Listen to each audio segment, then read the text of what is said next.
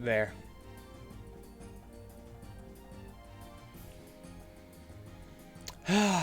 There we go. Well, that was annoying.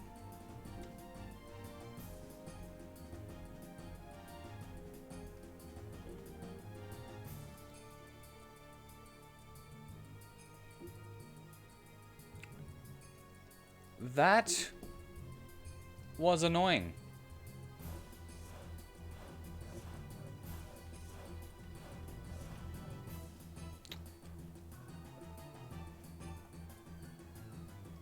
So the clown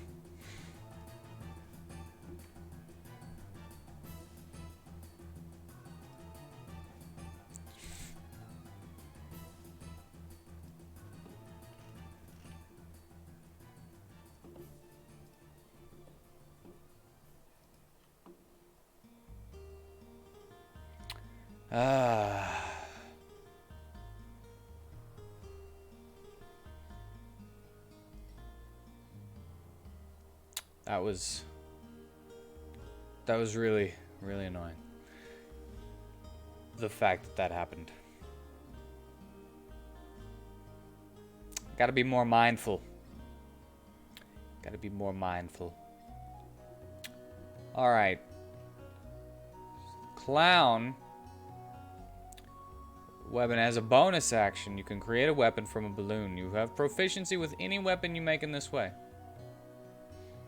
At 6th level, this weapon counts as magical for the purposes of overcoming resistances and immunity to non-magical attacks and damage. This weapon lasts for 1 minute before popping. I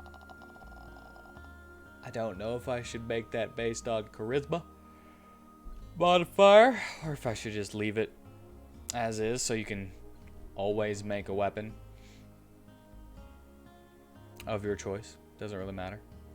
If you need something that you can... Nah. I'll leave it as is. That way if you need something that you can throw, just be like, I'm gonna make a spear real quick. And then you throw it, and then it pops over there.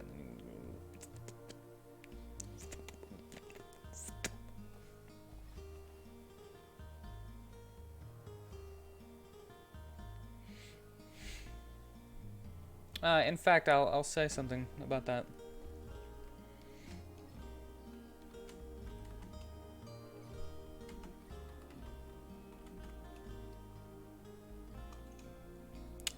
There was something else. There was a... This is gonna be changed, but I can...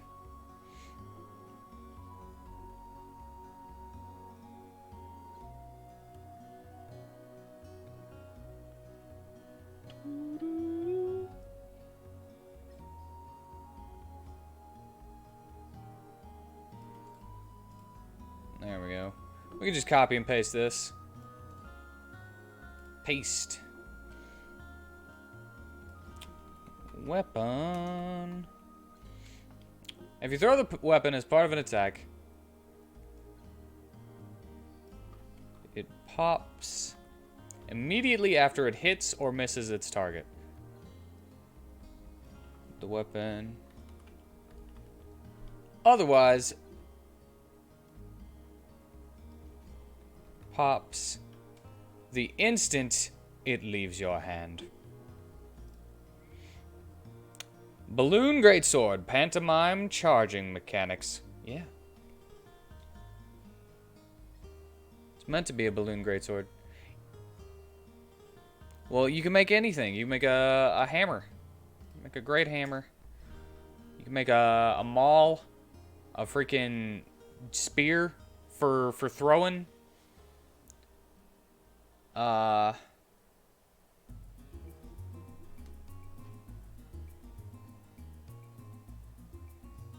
Poke.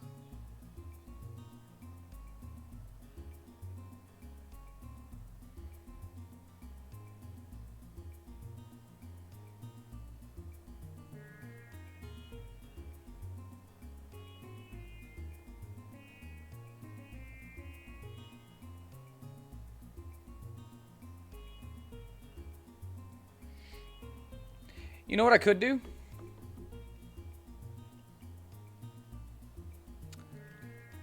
Huh.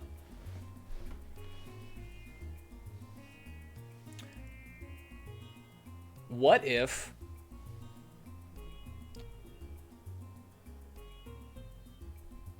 Balloon Human, aka Blow Up Doll, super effective against male enemies? Maybe.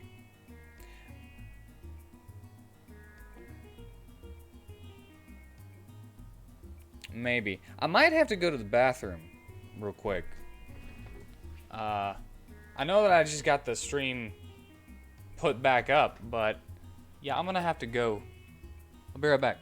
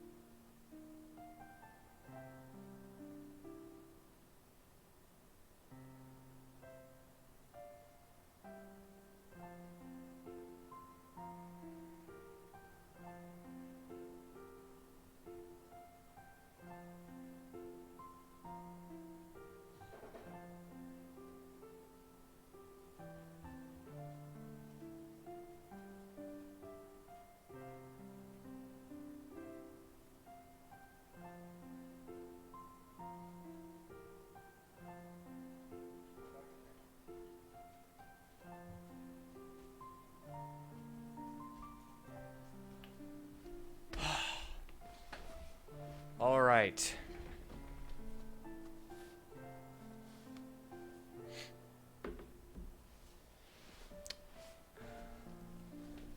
I almost crapped my pants. So I had to go. Yeah, I said that. Why wouldn't I say that? I'm gonna be honest.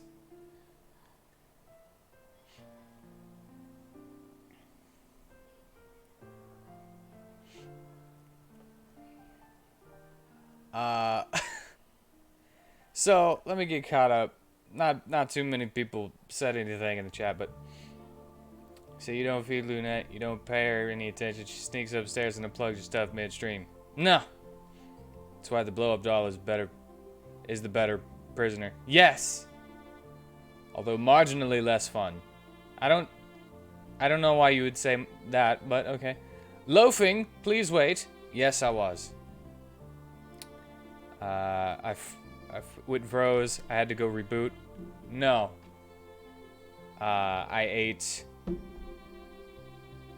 Little Caesars, and my body does not like Little Caesars. I had some Little Caesars pizza, and I sank that battleship. I did it.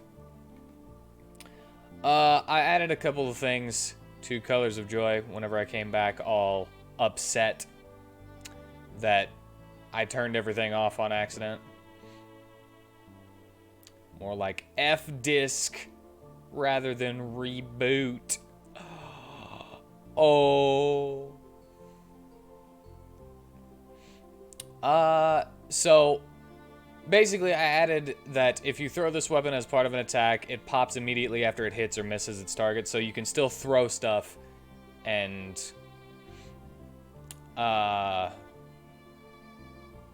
you could still throw like a balloon javelin and it still do damage instead of just popping the moment it leaves your hand.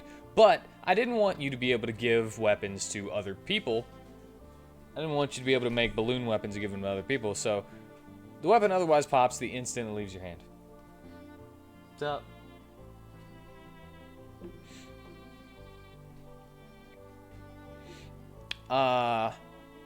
And you can make balloon animals. As an action, you can create an animal from a balloon. This balloon animal is a tiny construct that acts as though you had cast the Find Familiar spell to summon it. You may make a number of balloon animals up to your charisma modifier, minimum of 1. This familiar lasts for 1 hour. You must finish a long rest before you can use this feature again. The animal you choose uses the corresponding familiar stat block. What if it's a windy day? Ever think of that? Touch? What?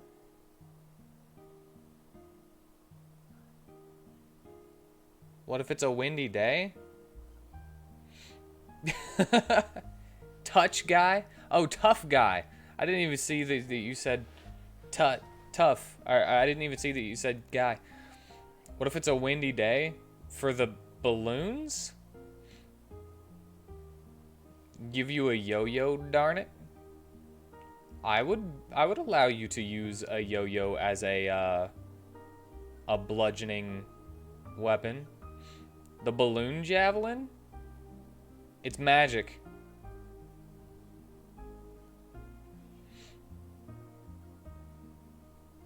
It's magic.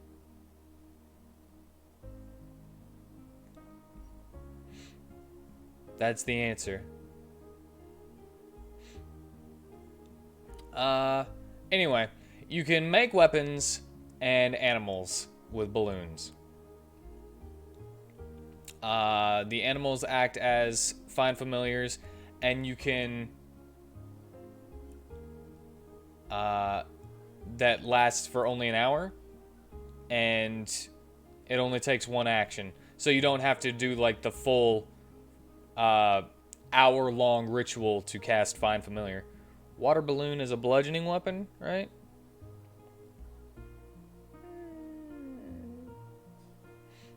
I would say yeah.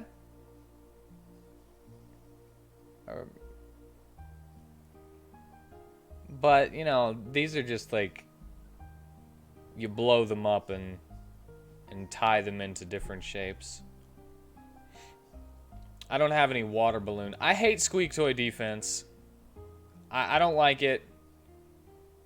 We're gonna change it to something different. Pratfalls is okay, but I don't know, man. Or is it initial bludgeoning weapon, then it becomes an explosive? I think that all balloons are... It depends on what weapon you make it, because again, they're infused with magic. So it's not like they all do bludgeoning.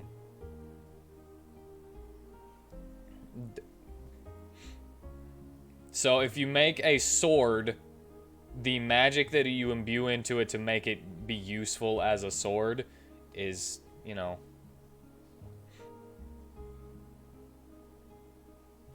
I guess I could always make them bludgeoning.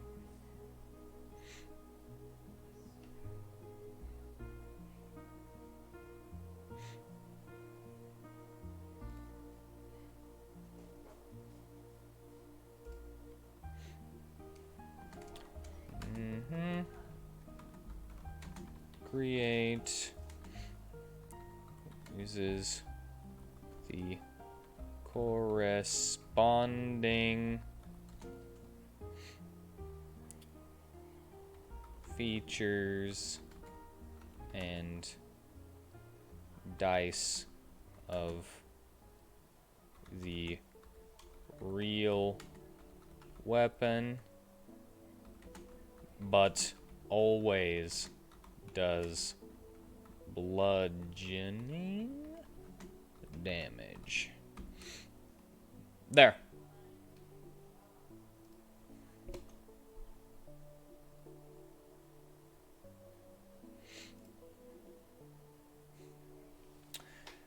There you go. Now it always does bludgeoning damage.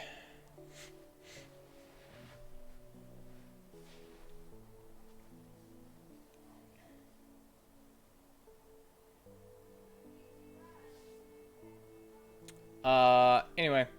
Squeak to a defense is terrible. I need to completely get rid of that. I don't care what it is. At 6th level, we're getting rid of this.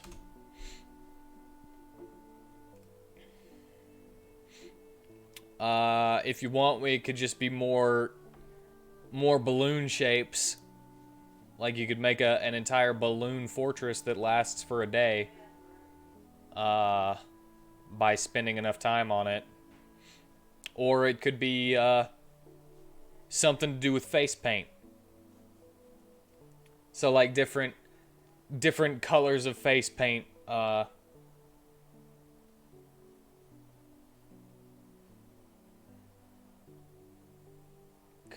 different colors of face paint could do different things.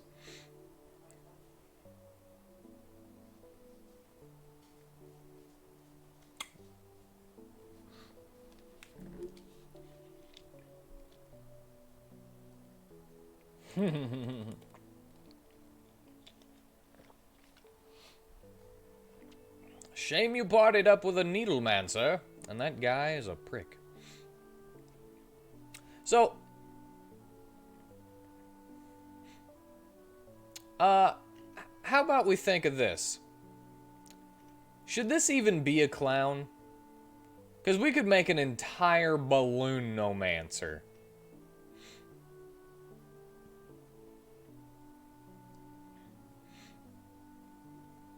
To where everything is based on balloons.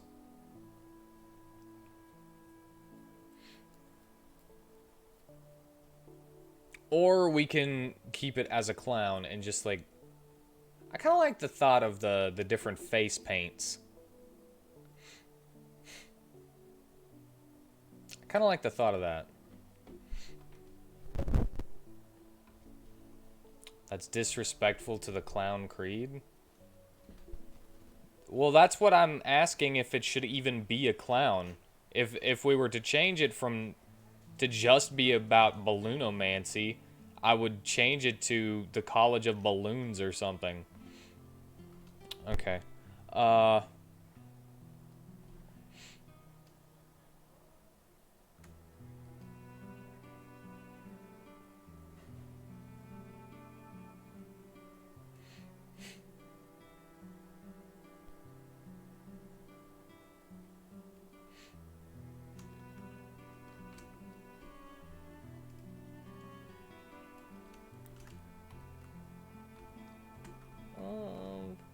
Faces of...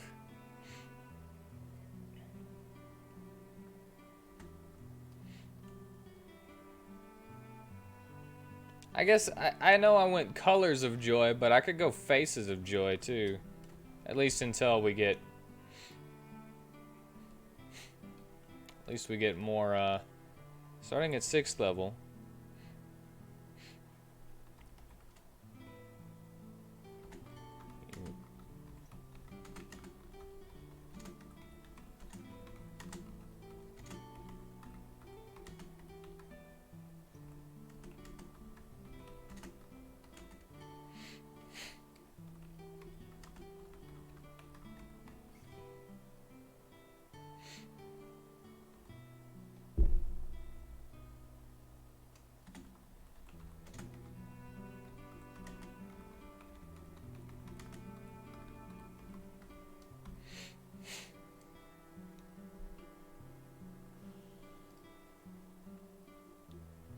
No, that's not the blow up doll skill. Do you want me to add more freaking balloon stuff or not?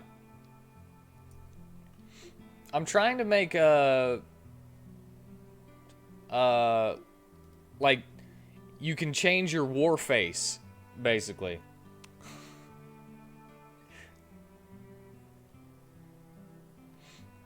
'Twas joke.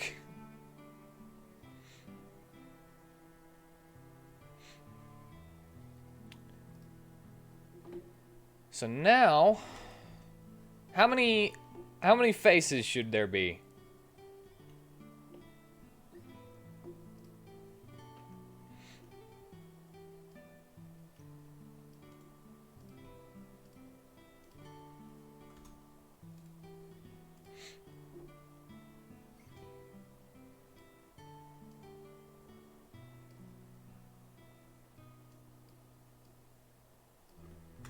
I just wanted that as the Faces of Joy sounds like an orgasm point. Well, I just said that's for the name of the feature, Faces of Joy, is only there for a placeholder. Give me a different name and I'll name this feature something else. And for this,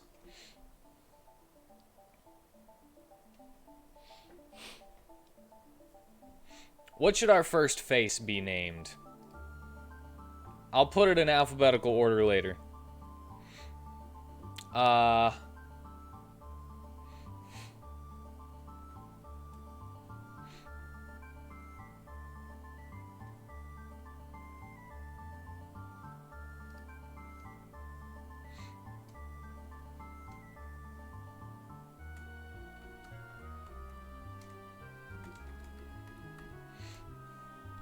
I guess we'll just do that, and then we can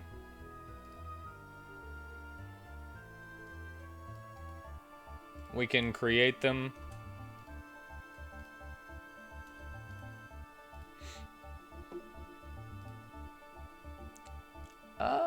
So once we figure out what they do, then we can rename them too. So this will be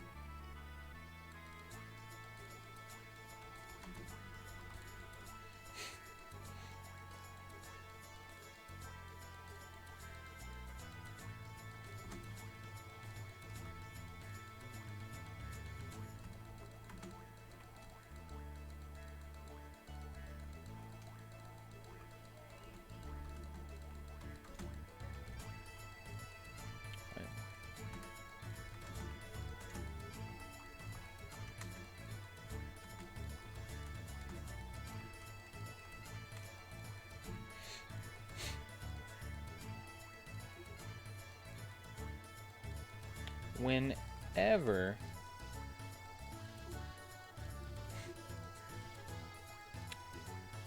there we go. And for that, I guess we could change it to war face.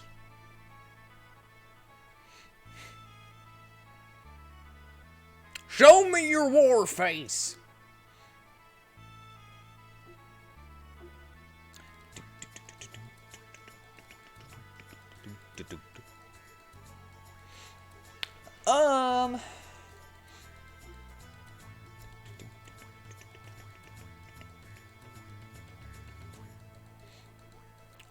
War face. So, yeah, you basically just paint your face a different way, and you get to choose which way you want it to look. Whenever you finish a long rest. So every day it can be different. So with this one, you just, you know, you're a little better with melee.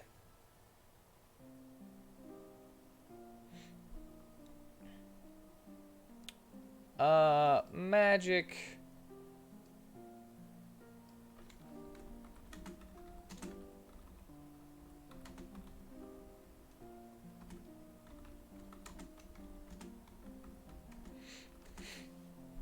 Wait.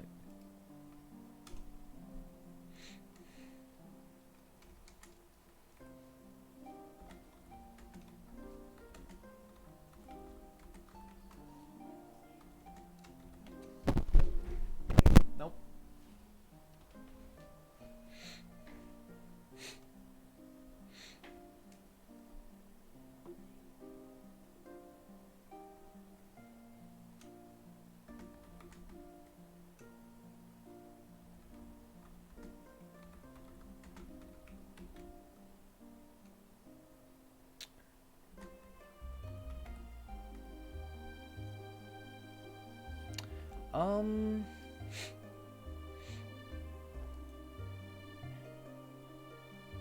Well, hold on.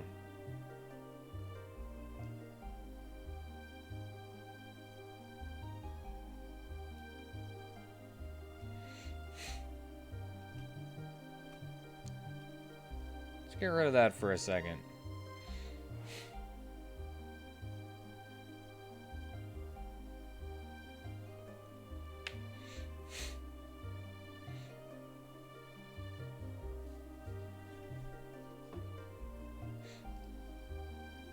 Hello!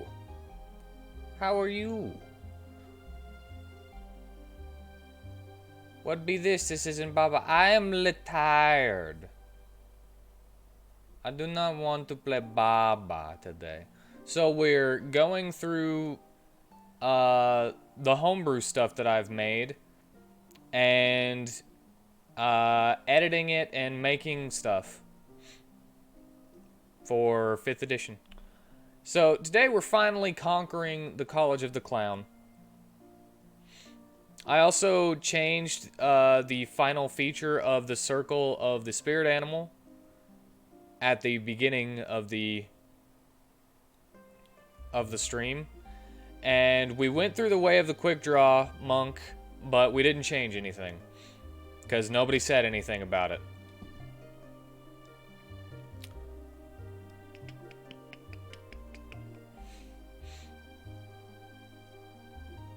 You adopt this face.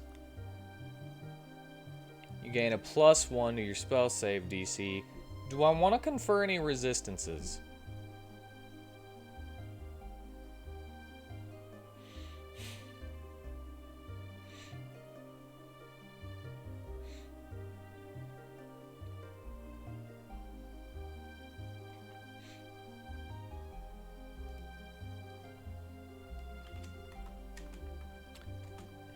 Spell you cast that deals damage.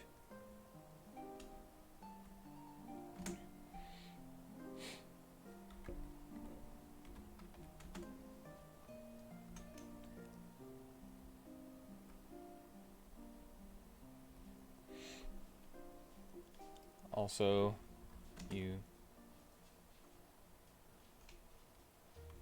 can add your charisma modifier to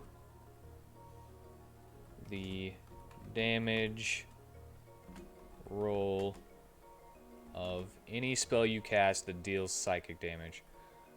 It's probably worded wrong, but I feel like that's not a bad.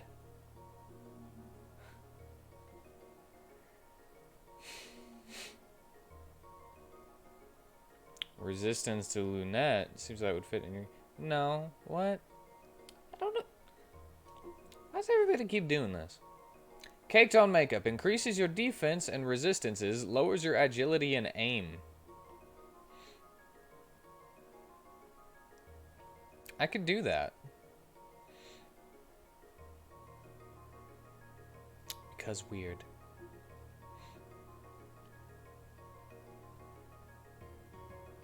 Alright, you want it to be caked on?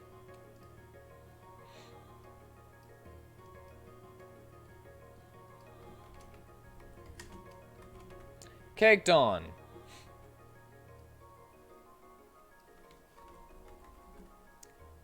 You adopt this face. You gain resistance to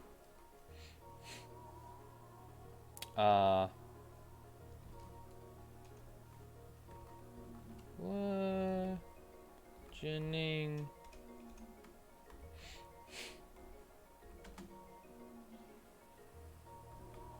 piercing, and slashing damage.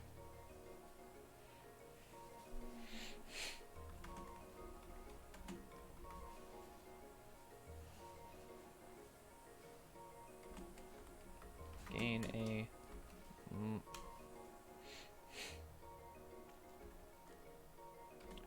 two, which gain a -2 to all attack rolls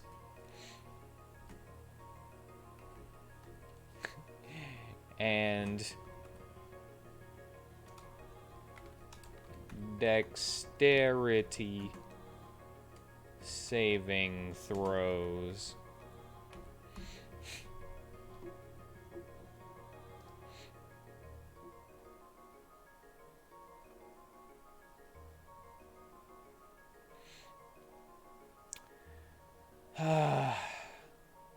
How does caked on makeup increase your defense? Well, if it's caked on and then it hardens, it becomes an outer shell. Lunette, how does a balloon weapon deal damage? Use your imagination and magic. I feel like even in D&D, its magic is a stretch for this. No, it's not. On a windy day, a balloon weapon should have a chance to deal you damage instead. Nah, magic. You're trying to establish limitations to a magic system? That's pretty egotistical of you. This is basically just flavor. It's like, man, I really wish that I could just make balloon weapons and balloon animals instead of having to use real weapons. Alright, you can do that now. And the magic makes them weigh just as much as a regular weapon. But if it's flavor, shouldn't it be realistic? No.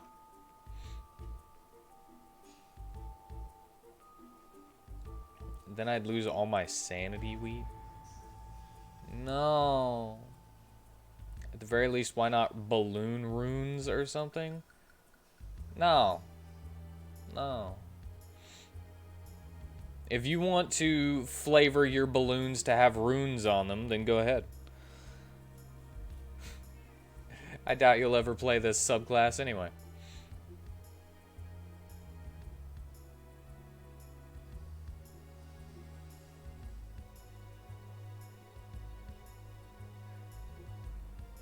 In the shape of runes. Um, what, what did, what does it do? Why in the shape of runes? Look, the magic comes from the person. You want to flavor your balloons to pop into various smells? Okay. Go for it. If you want to shoot your freaking ray of frost from your butthole, I don't mind.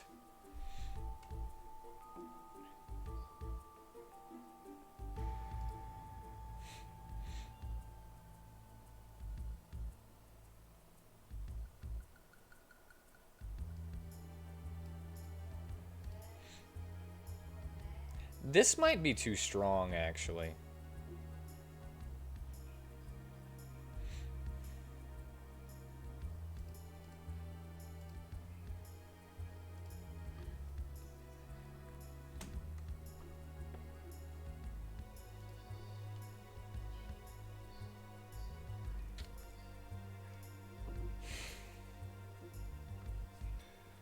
I'm just picturing a clown mage doing damage by making runes with balloons. Pardon you for trying to think realistically. This sounds dumb, but if that's the purpose, you're succeeding. It's not. Which part sounds dumb?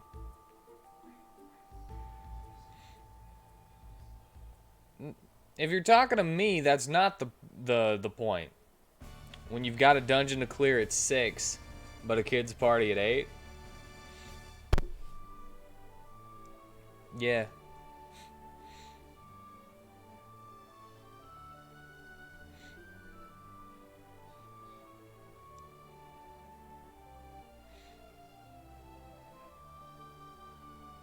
Whenever you need a freaking a weapon, it turns out like every bag, every pocket that you have balloons in is a bag of holding. Because you could just like pull it out of your pocket like the mask, and it's already done. It's not like you actually have to blow it up. The balloon is created using your magic.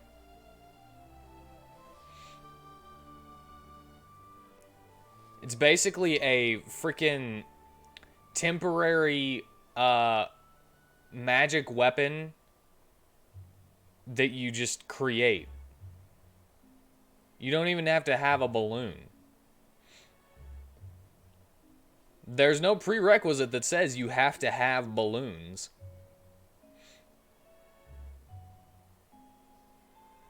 Oh, I guess it does say, and enchant them with magic, but that's easy to fix.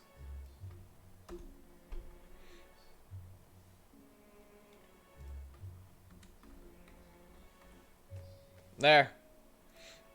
Out of magic balloons. Cover me while I blow this thing up.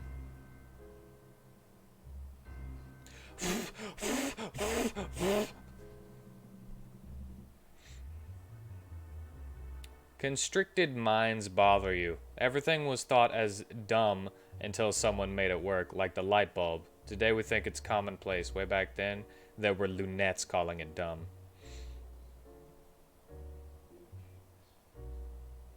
In a world full of magic, I don't see it. Which part is dumb? That's what I'm asking. Are you talking about somebody else's thing in the chat, or are you talking about this? Period. You done folding that balloon? As I said, it comes out already done. Balloon isn't real. It's made out of bardic magic.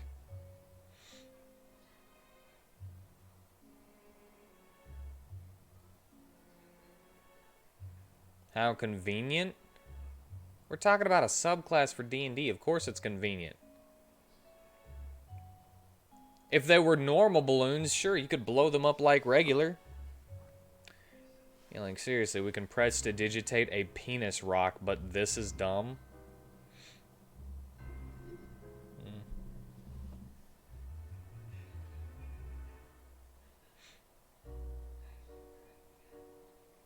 This isn't constructive criticism. This is just you being hurtful for no reason. Because you don't like balloons and whimsy.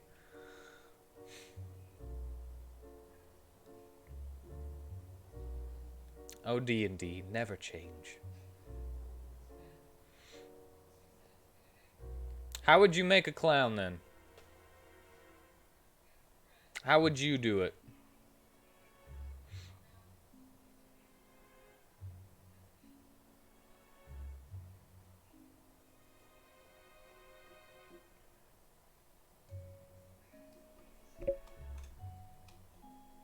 I feel like that's too much.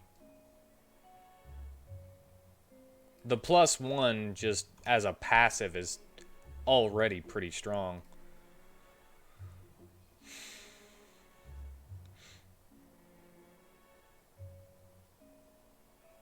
You love the idea of weaponizing chaos into a family-friendly way. You can say it's dumb and I don't have to take it so seriously. Your opinion is clearly irrelevant. Well, you're not really explaining why it's dumb. If you don't like the subclass, then you don't have to play it, of course, but just saying something is dumb without telling me why it's dumb is not helpful.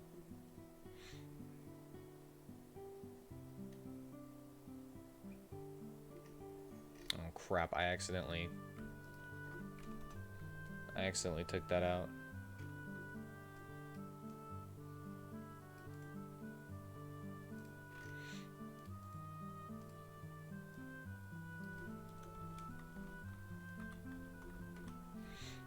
There.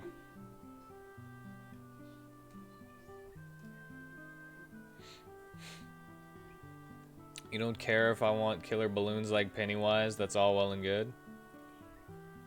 Oh, you do like the idea of a killer magic clown cackling all the way, but also make it more realistic.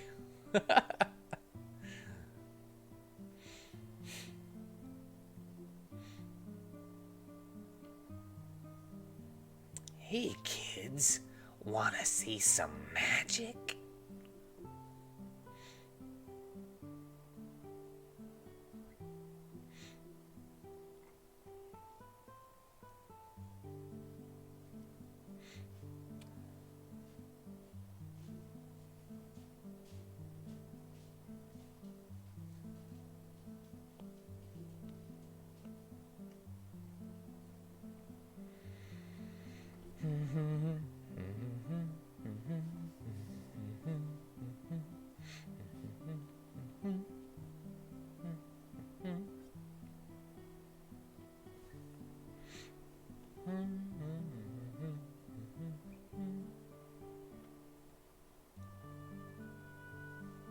Hey kids, you wanna see me blow up my stick balloon?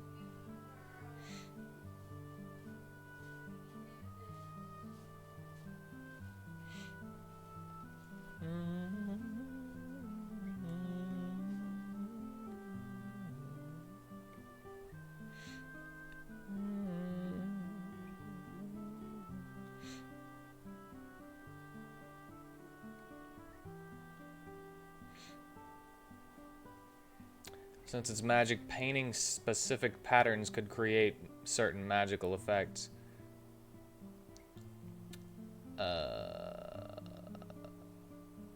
For which one? Are you talking about for the faces?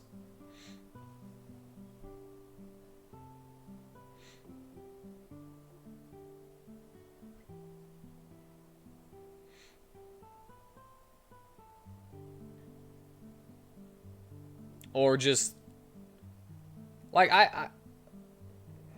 yes, see your comment above. Yeah, I read that, but I don't know, I didn't know if you were talking about the magic face.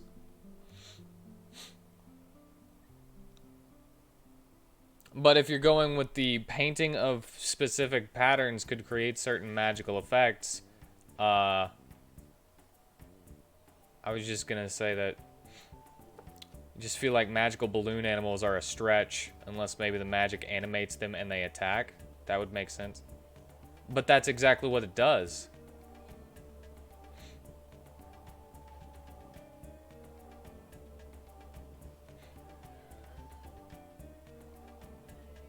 That's exactly what it does.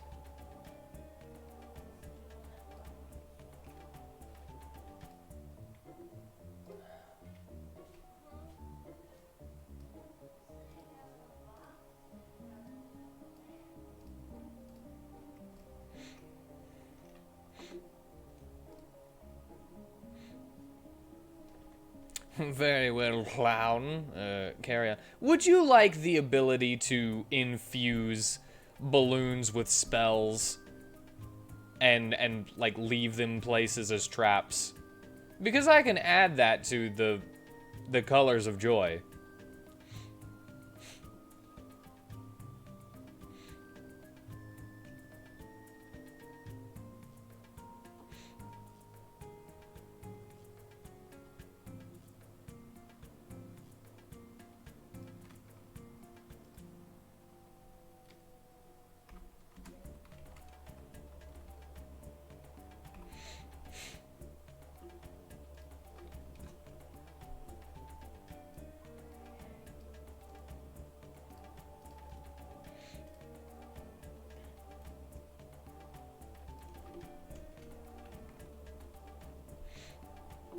Technically, this should be in alphabetical order, so...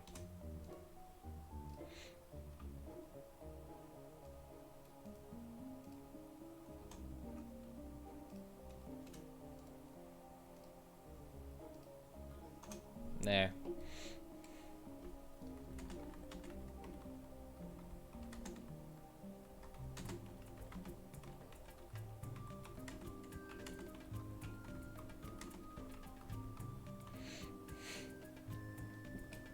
Ooh.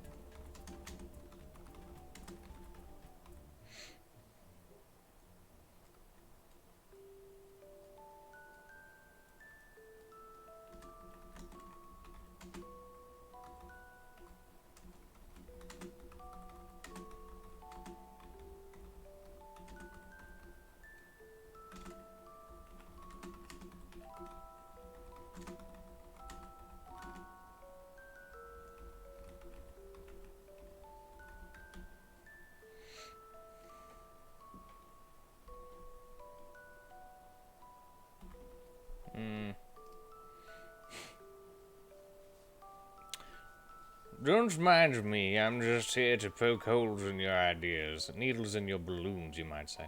Well, it's not really holes. I'm just... You know, don't want to...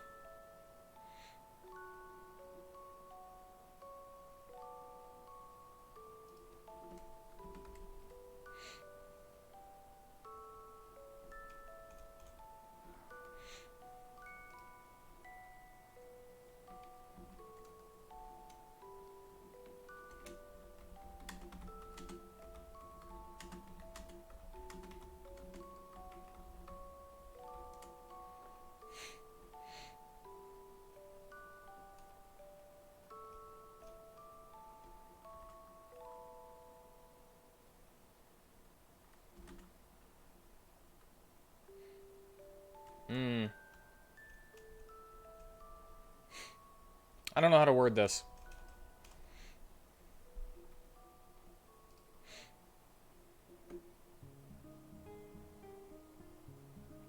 Don't know how to word this at the moment.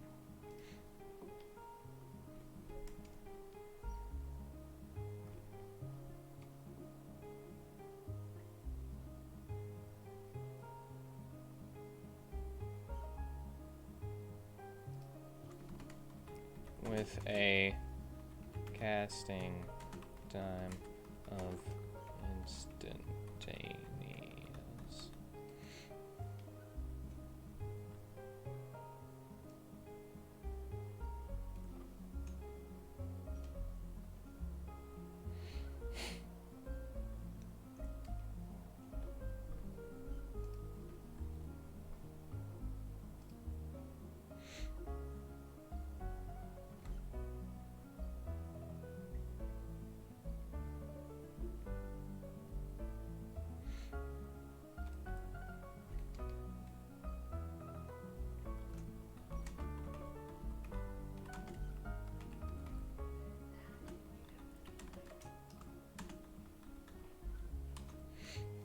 This balloon lasts for 1 hour.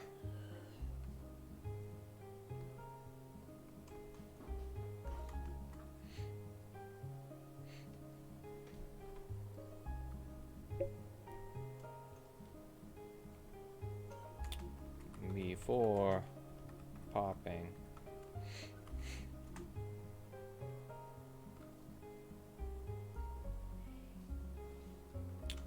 The spell inside of the balloon is cast when the balloon pops.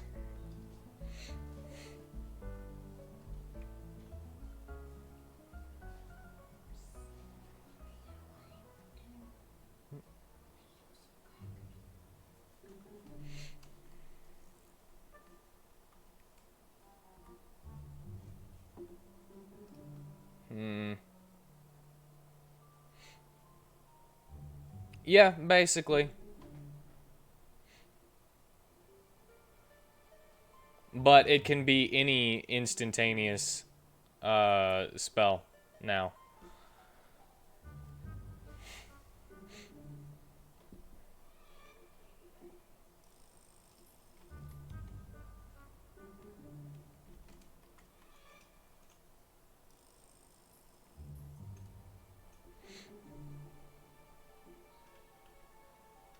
There we go.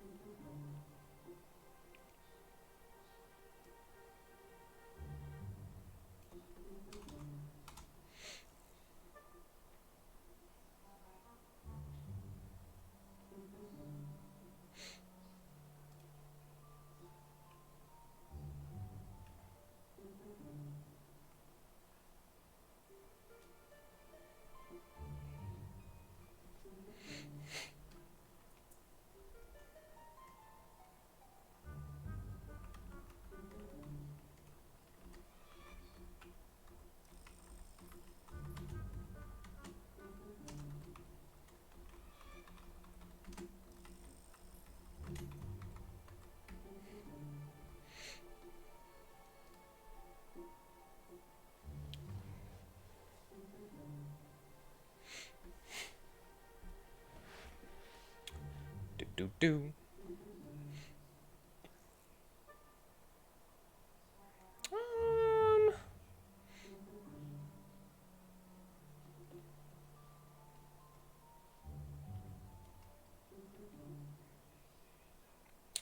I think that's fine.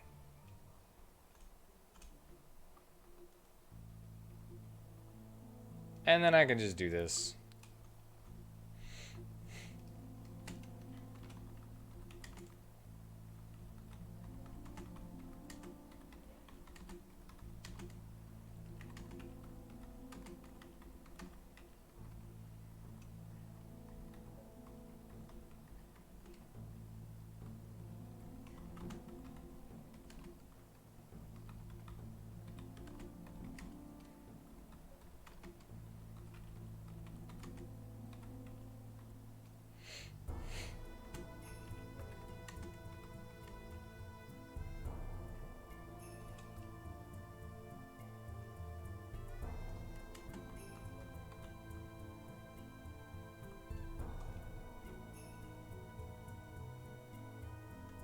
No.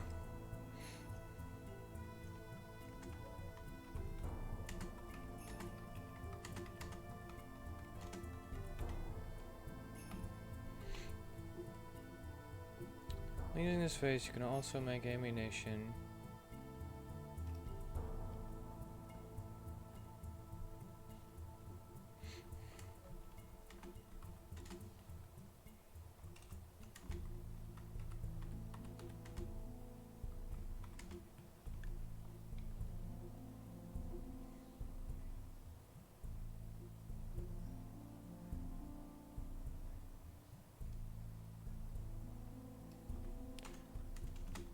Per long rest.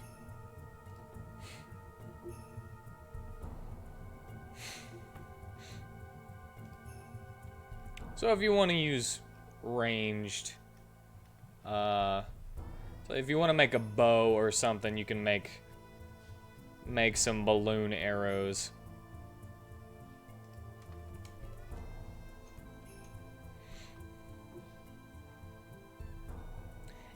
20 per day seems a little weak. Let's go with 30. Well, I don't know. 20's fine.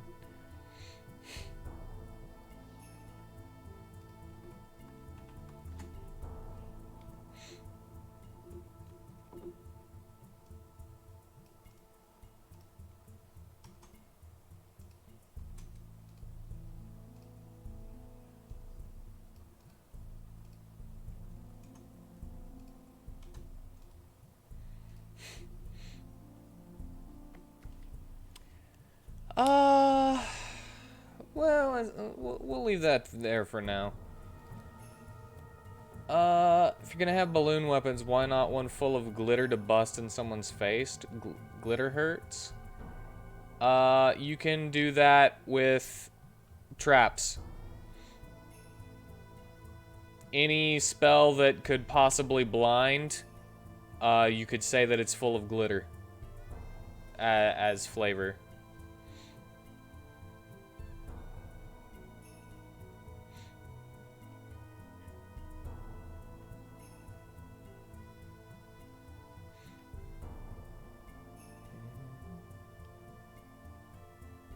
Any more face paint ideas?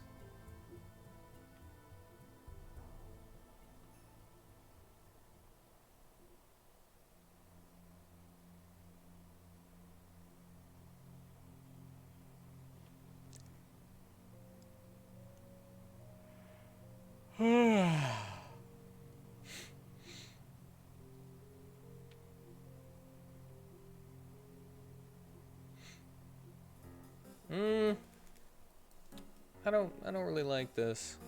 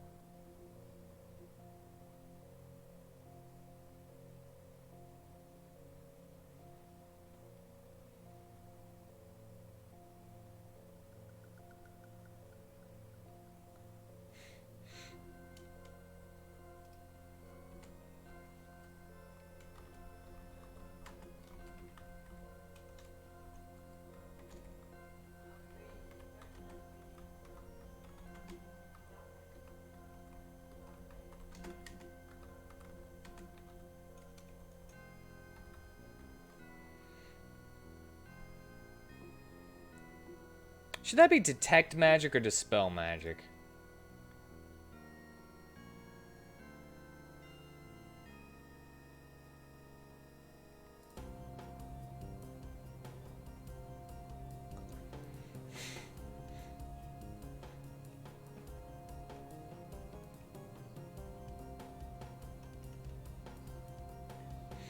I mean, obviously the biggest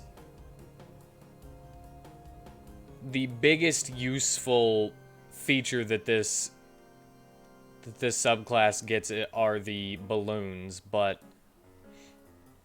the face paints can also be pretty are also pretty useful, you know? Except for this one, which gives you disadvantage on dexterity saving throws.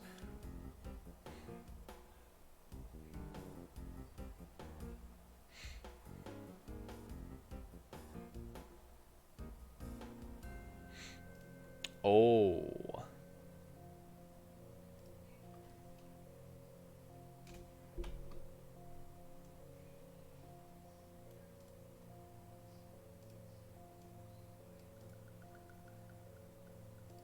I could use more than that.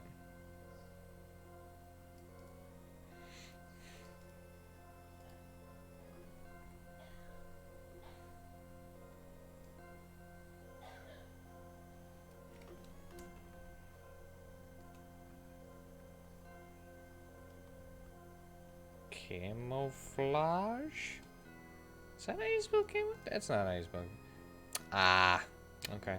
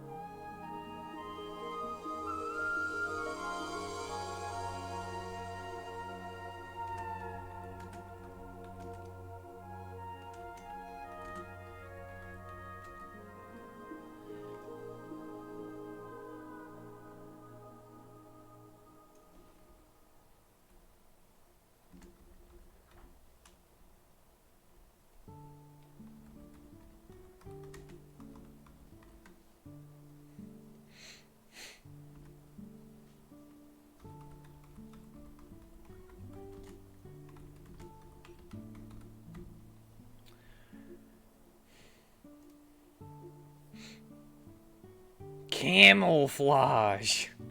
You temporarily turn into a camel. No one will suspect it's you, because why would they?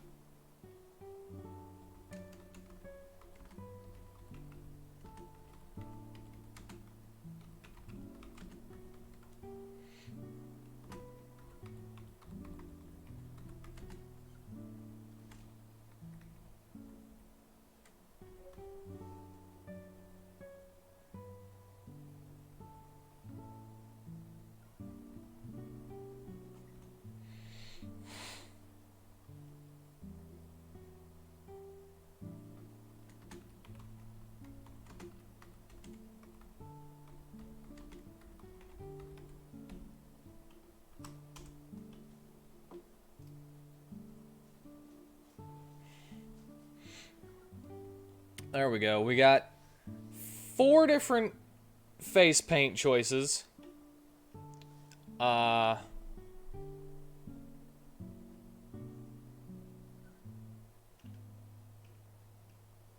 got 3 different ways of using balloons. And for the final one, we have pratfalls. Lynette's idea could be an ability called Glitter Bomb. Well, the only reason that I don't do that is because with this ability already, you can already make that with the ability to infuse your balloons with spells. Any spell that has the ability to blind, you could just, you know, put that spell into it.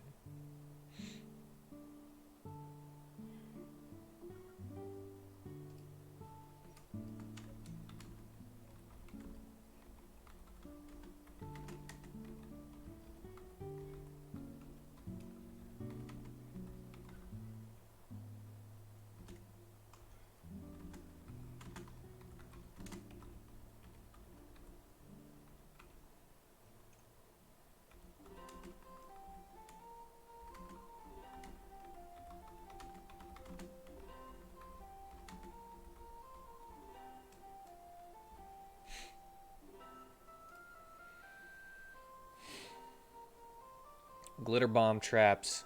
It'll hurt. You'll be blind, but at least you'll be fabulous. Exactly. I think pratfalls is fine. At 14th level, you could turn your failures into a laughter-inducing riot. When you miss on an attack roll, you can use your reaction to expend a bardic inspiration die. The target of the attack roll must make a wisdom saving throw against your spell save DC or be affected by a minor version of the spell Hideous Laughter until the end of their next turn. So it's basically free Hideous Laughter for 1 turn.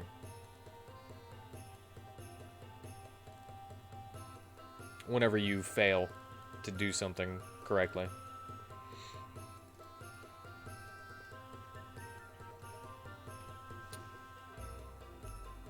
Any more criticisms? Seems fine. One chaotic clown coming up. Any more criticisms before I go to the next one?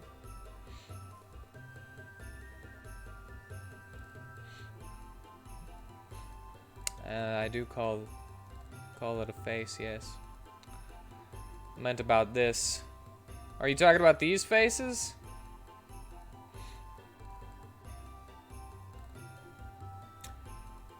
Nah.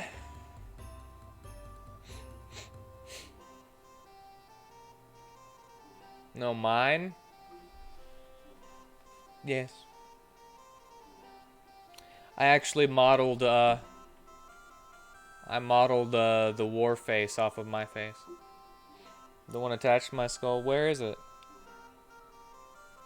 Oh, this is a hologram. I have one of those facial track software things that's putting on a VR face right now. I'm like one of those Japanese VTubers, but it's just my face.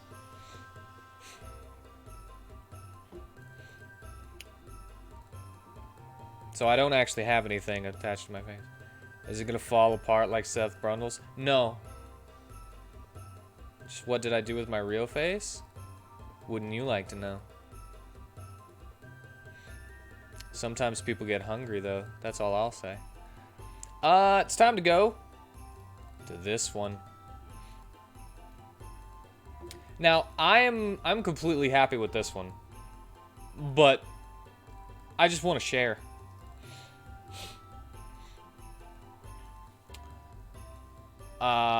This is my Stink Soul Sorcerer.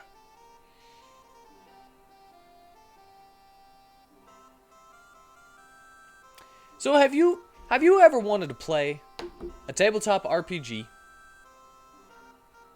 and you wanted to be a stinky boy or girl, and you wanted that to be a comedic thing about your character, and you wanted it to be useful? Well, guess what? WheatTon has the answer to your prayers with the Stink Soul Sorcerer.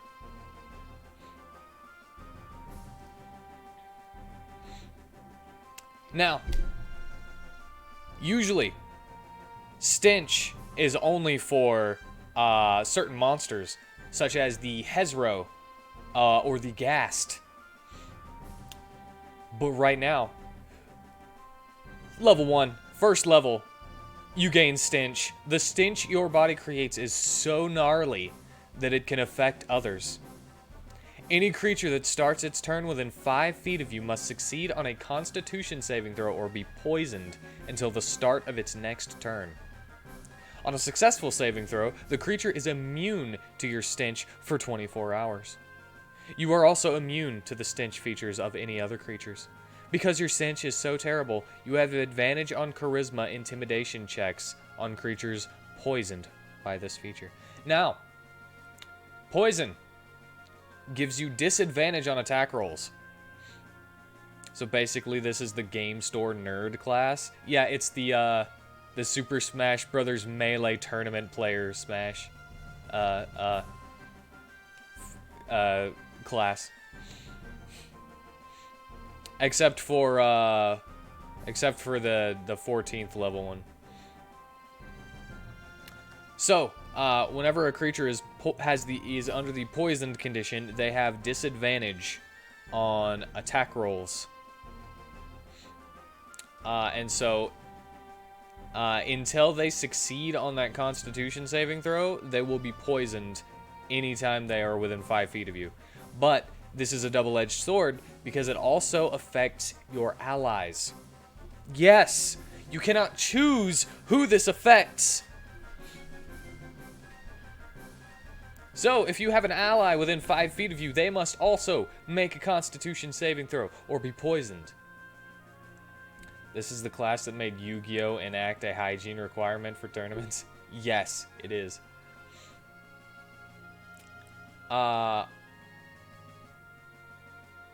Moving on to Stinking Form, starting at 6th level. The stench within you allows you to change yourself into its embodiment. You learn the Gaseous Form spell, which doesn't count against your spells known. In addition, you can cast it by spending 3 sorcery points or by expending a spell slot. If you cast it with sorcery points, you do not need material components, and the range is changed to self. Also, your stench feature is empowered for the duration of this spell. When you occupy the space of another creature, they have disadvantage on the Constitution saving throw of your stench.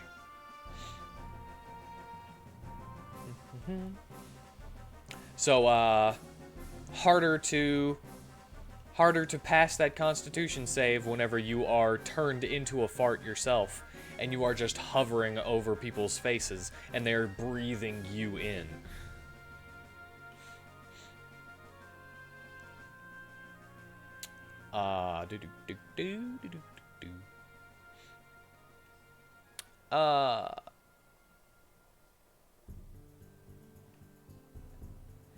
Healing gas. You get healing Taco Bell farts. Oh yeah, baby, breathe me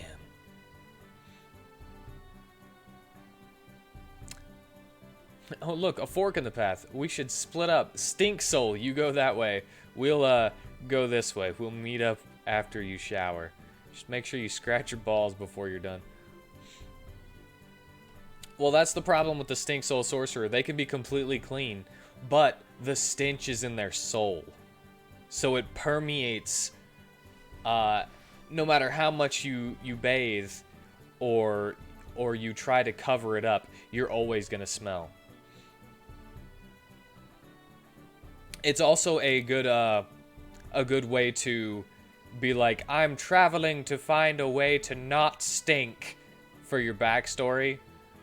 So you could have like a hard an emotional backstory just because you stunk so bad. Mama didn't love me. But starting at 14th level, you learn how to twist your stench to heal. As an action, you can fill an area with healing gas in a 10-foot radius around you. This gas heals the hit points of anyone in the area by an amount equal to your sorcerer level. You can expend a number of sorcery points to increase the amount healed by 2 points per sorcery point. So at level 20, this can heal a 10-foot radius around you up to 60 health points. 60 hit points. By using all of your sorcery points. So it can be a good heal, but you're using your sorcery points. Other than that, it just does your sorcerer level. Any creature healed in this way must make a Constitution saving throw against the stench or be poisoned. Now's not a good time? I don't know what you mean.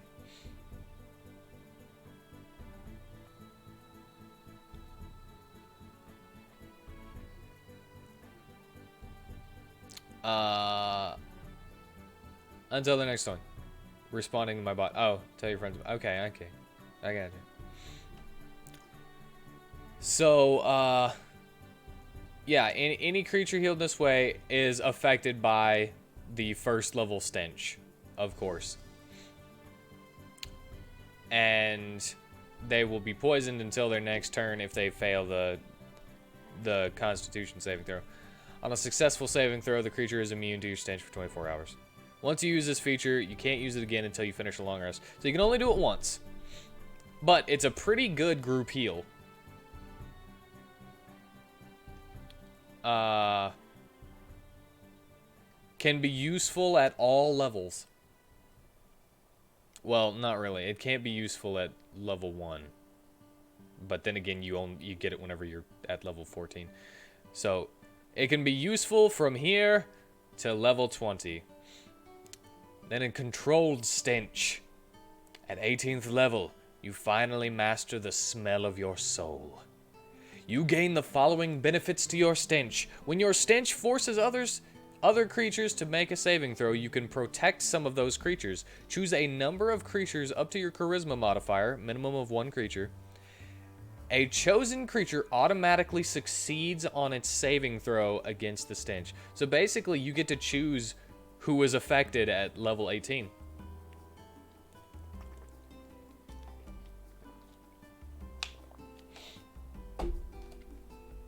Other than that, your stench ignores immunity to the poisoned condition.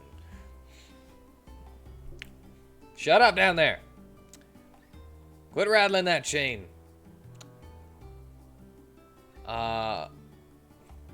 When you need, though. When you need. So, like, high-level enemies, a lot of them have immunity to the poisoned condition.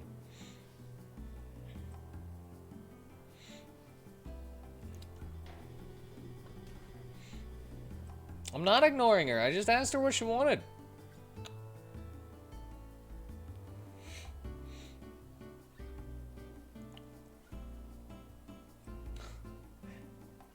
Wheat is a kind slave driver. He gives his slave comps with the internet. He only thinks it's the storm when there is one. Yes I do. But anyway, when a creature fails their saving throw against your stench by 5 or more, it must expend its action retching and reeling.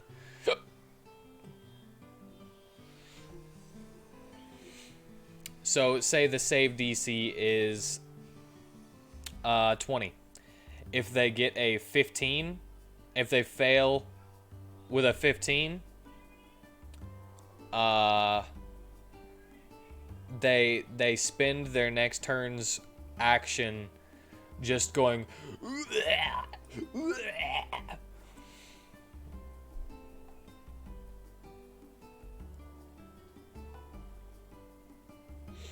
so it basically it screws their turn completely.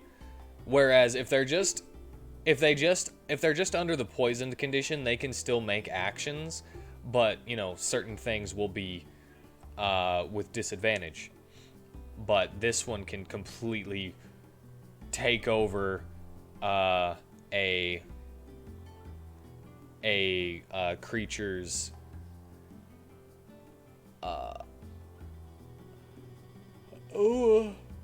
turn. Make them unable to do anything to you. Now that I'm thinking about this, though, you can freaking poison constructs with this.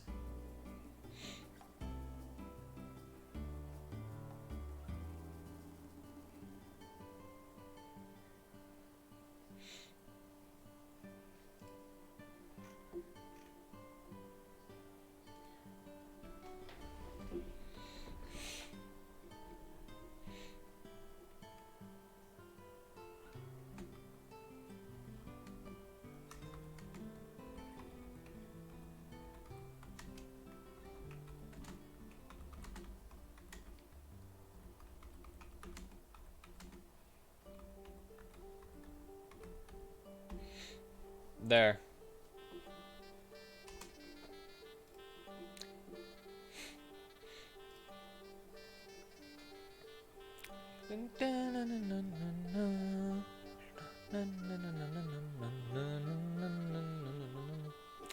Alright, any questions about the Stink Soul?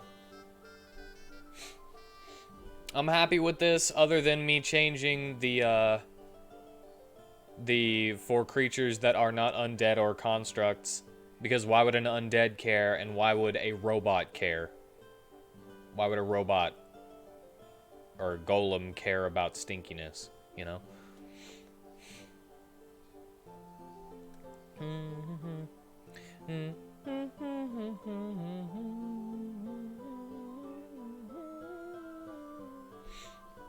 If not, we shall go to the Plague Bearer. The idea of a person whose magical prowess is in stink is ridiculous, but has some scientific merit, you guess? You mean stink bugs and all that are kind of the same?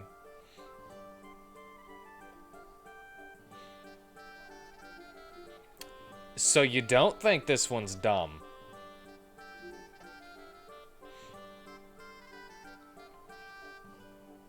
Is that what you're saying?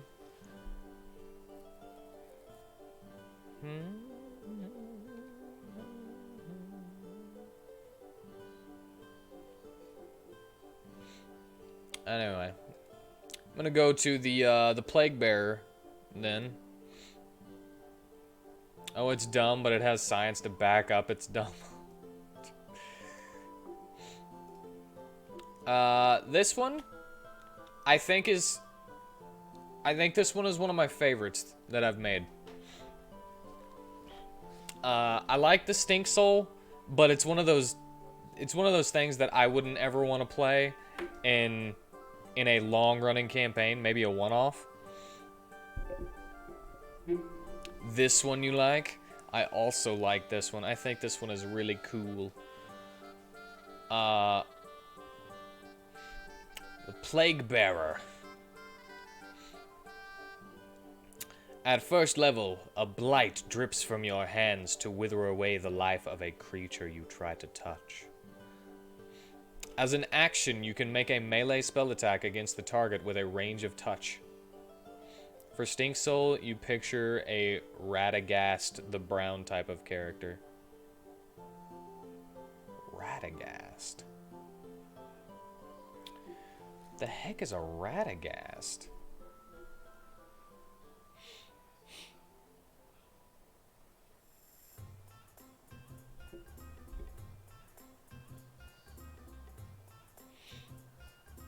From The Hobbit. Oh, okay.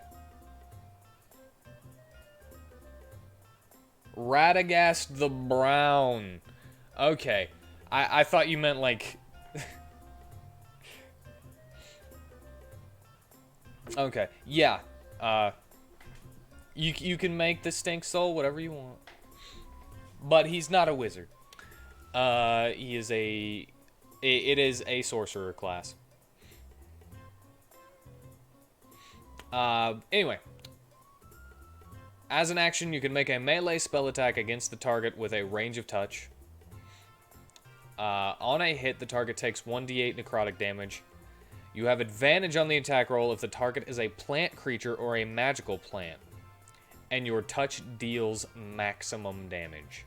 Any non-magical plant that isn't a creature of small size or smaller, such as a flower or shrub, withers and dies. So basically you gain a cantrip at first level, but it doesn't count as a cantrip. It counts as a feature.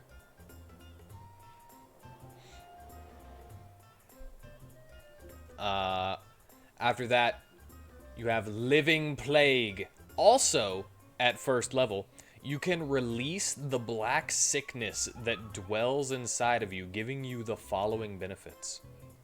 When you take the attack action on your turn, you can use your Touch of Death as a bonus action. Now, at first level, you might think being able to attack twice is pretty strong. But remember, you're a sorcerer and you have to be in melee range to use the Touch of Death. So, at first level, you're only going to have 6 health. You're only going to have 6 hit points as a first level sorcerer. Now, could you take a level in something else and then multi-class? Yeah.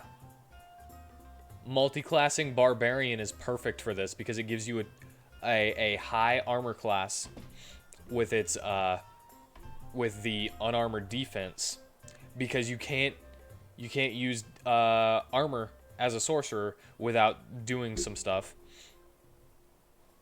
And sorcerers are proficient in Constitution saving throws, so you're going to want to have a high Constitution anyway to just boost all your health. So taking 1 level in Barbarian is like perfect synergy. I mean, it's kind of too strong. Gives you the ability to rage, of course, but you can't cast any spells while you're in rage. But I guess that's okay because Touch of Death isn't a spell, and that's why I did that.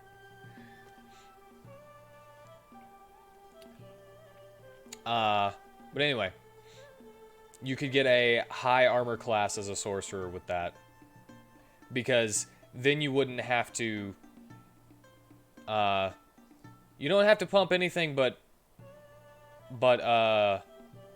charisma for your spell casting, constitution, and dexterity. And if you get your constitution to 20 and your dexterity to 20, which if you're going by a standard array instead of a point buy system, is probably not going to happen. But you can get a pretty high armor class with just 1 level dip into Barbarian.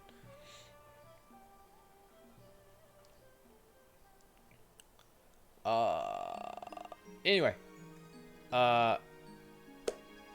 take the attack action on your turn. You can use your Touch of Death as a bonus action. At level 1, you don't want to be in melee range as a sorcerer. So I don't think that it's that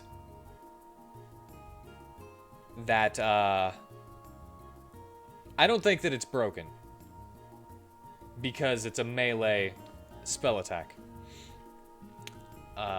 Any creature takes necrotic damage equal to your charisma modifier if it hits you with an unarmed melee attack or with natural weapons, or if it touches you. So just touching this character, also a good point for backstory building. That they are searching for a cure because they can never know the touch of another person.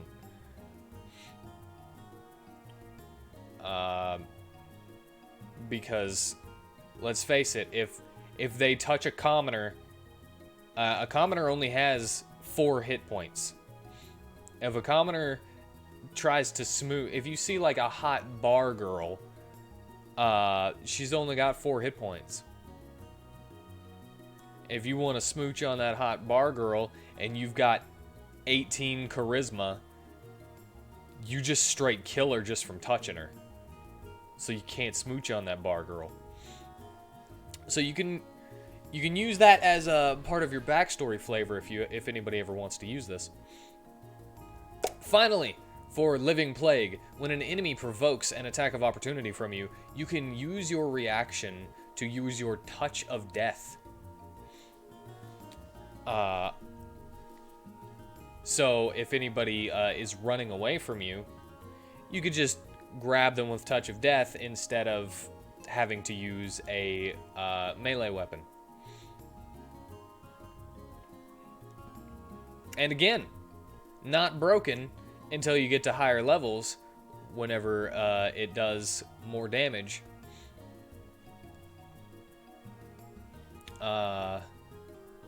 Unless you are up against magical plants.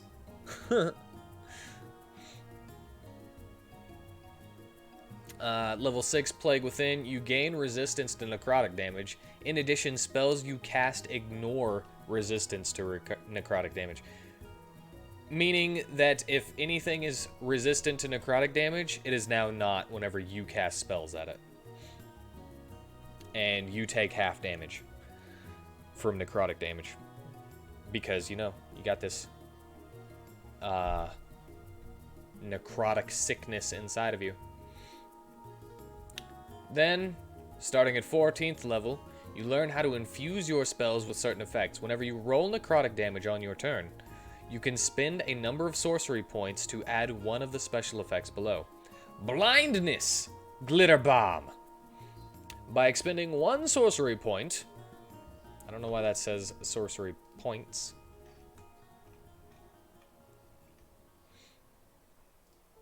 By expending one sorcery point... you can infect the target with blindness. The affected creature must make a Constitution saving throw against your spell save DC. On a failed save, the creature is blinded until your next turn. And that's until your next turn. Then Fever. By expending 2 sorcery points, you can infect the target with fever. The affected creature must make a Constitution saving throw against your spell save DC. On a failed save, the creature has disadvantage on intelligence checks and intelligence saving throws. At the end of each of the target's turns, the creature can repeat the saving throw. So it's basically permanent until they succeed.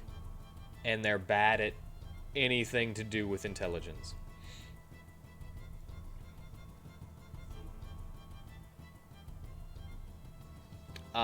Then Plague. By expending 6 sorcery points, you can infect the target with a weakening plague. The affected creature must make a Constitution saving throw against your spell save DC, of course. On a failed save, the target can't regain hit points, except by magical means, and its hit point maximum decreases by the amount of necrotic damage rolled. If the target's hit point maximum drops to 0 as a result of this, the target dies. No death saves!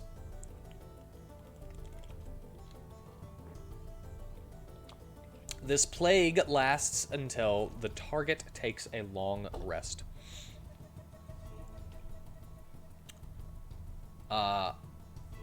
Basically, you got 50 hit points, you do 25 necrotic damage, you expend the 6 sorcery points to add plague to it, they fail, and then their maximum hit points is no longer 50, it's 25, until they take a long rest.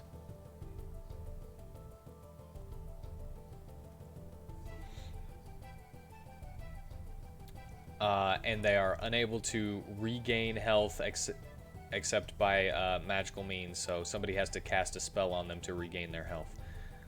Up to 25. Then the final feature, at 18th level, you have gained control over the life-draining disease in your veins. As an action, you create an aura around you that sucks the life from anything that steps into it. The aura extends 10 feet from you in every direction, but not through total cover, and lasts for 1 minute.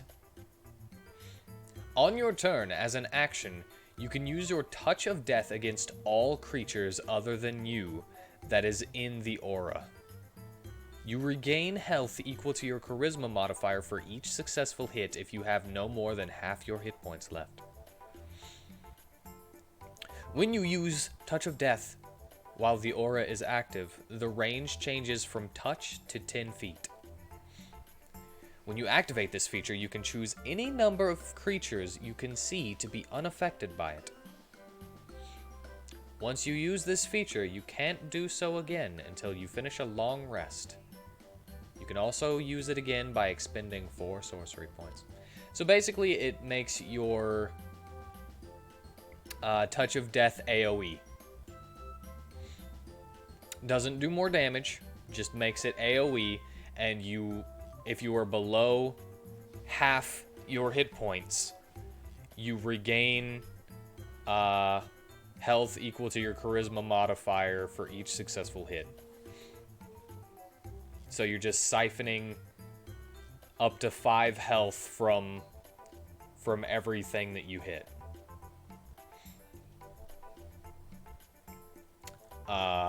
Until you get back up to half your health. So you can't heal past half of your health maximum. And that is the Plague Bearer. Kind of like Vampiric Touch. Yes, a little bit. But Vampiric Touch heals you for half the damage you deal with Vampiric Touch, and you can heal past your hit point. Heal up to your hit point maximum. So that's kind of what I was going with, but I didn't want to go for like the straight amount of damage that you do, because that could just, like, depending on how many enemies are within 10 feet of you, you can heal fully with that, because you'd be healing for 4d8 per enemy, or even if you did half of that.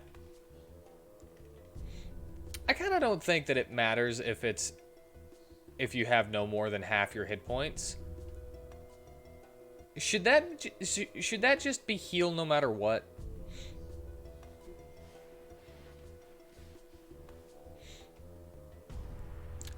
But just think about it. 10-foot radius has 6, 7, 8 around you within 5 feet, and then another. Let's go to this real quick.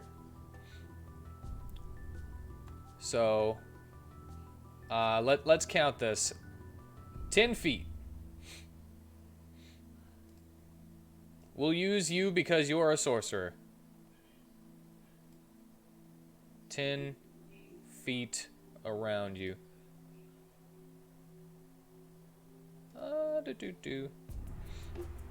And since this is necrotic, we'll go with this green. So the aura goes out to 10 feet. God dang it, I keep...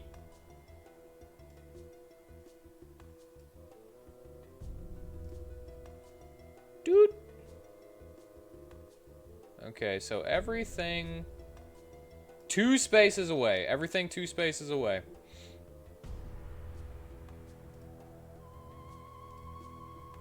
Get that green. Ah, I thought it was...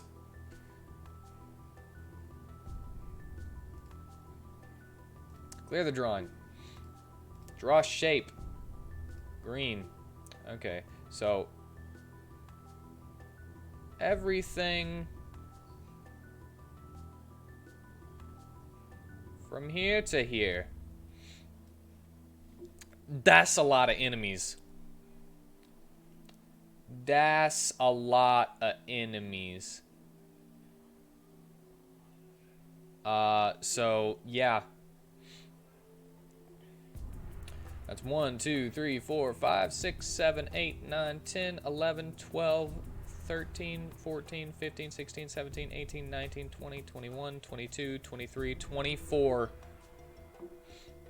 A maximum of 24 enemies.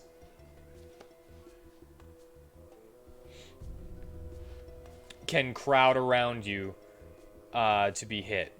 Now, if all of those hit you with a maximum of 20 charisma, you will gain 5 for each. Or if you hit each of those with living death, You will gain 5 for each. So 24 times 5 is 120.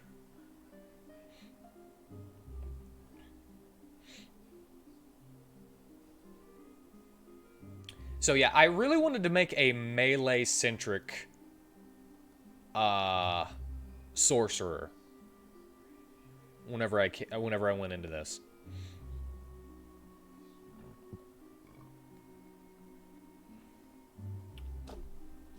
So yep. Now if we were to go for the 4d8 and do like be able to regain half of the 48, that's a lot.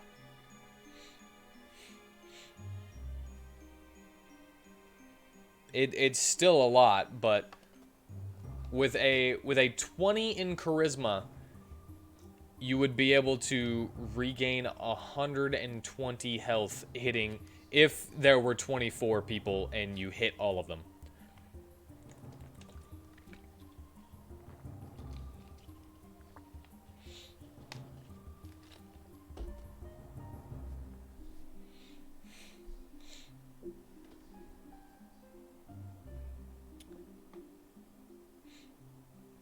What's wrong with exposing your characters for hypotheticals? What do you mean? What's wrong with it?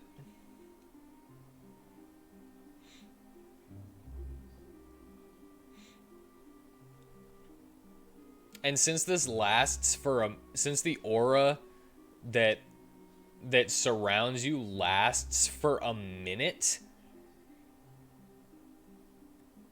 you could just be surrounded by people, and if they don't take you out, you could just keep doing it for that minute. It's lewd. You could just keep doing it for that minute and just like battle of attritioning with these melee strikes. It could lead to a very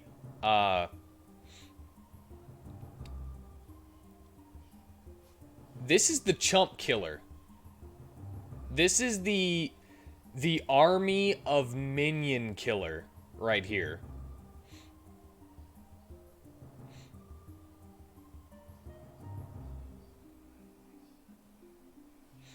To where you're just regaining health no matter how much they're taking it out of you, and you're just like sending out tendrils of black disease to siphon that life back. Of course, you could always flavor it somewhere, some other way, as you're like just like fist fighting with your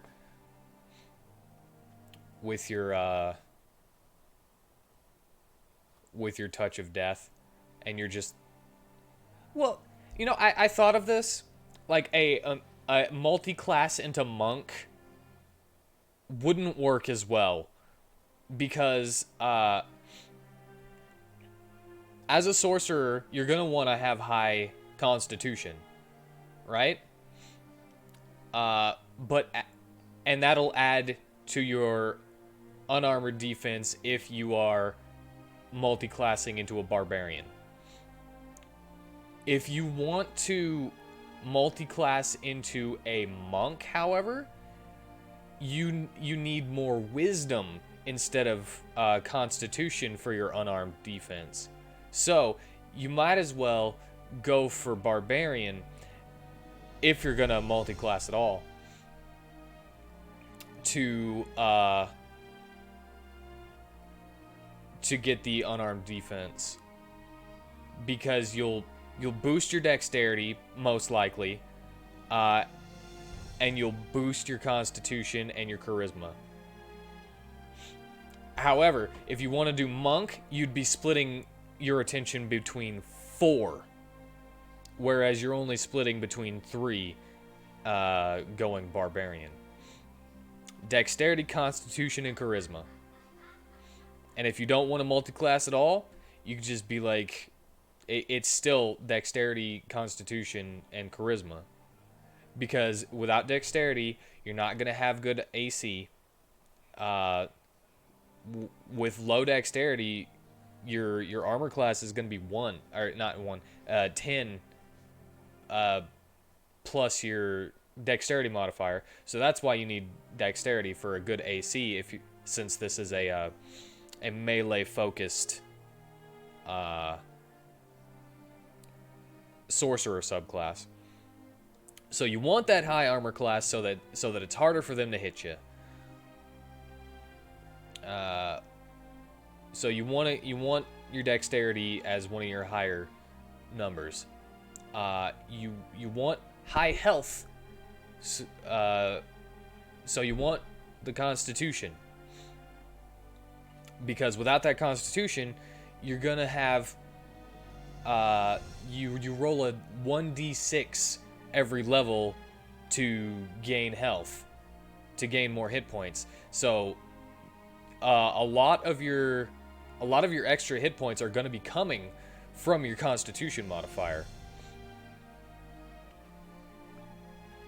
And for spellcasting period, you want high charisma, because that'll affect your spell save DC for your diseases.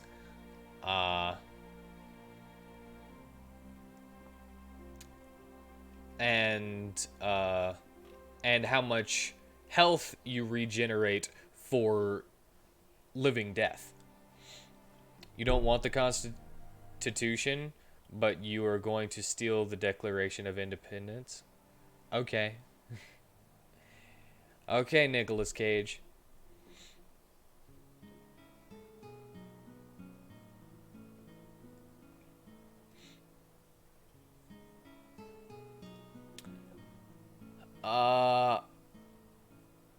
Point is, if you ever want to play as this subclass in a D&D 5th edition campaign, those are the 3 stats that you want. You can get away with just Constitution. Well, I'll say just dexterity and charisma.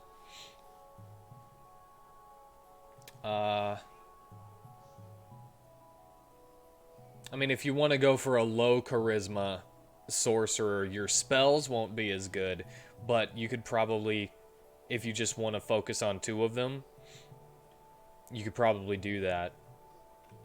But if you want the best, you want your 3 highest stats to be charisma, constitution, and dexterity. If you want to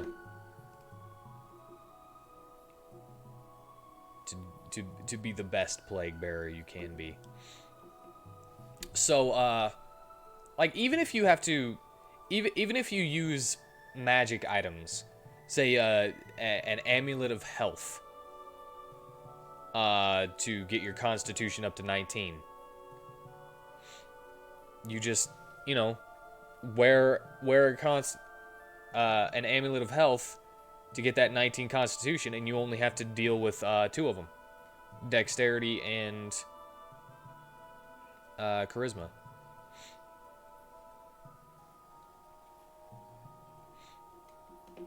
And if you do decide to multi-class into barbarian, you'll get more than just the unarmored defense. Like, what does barbarian get again?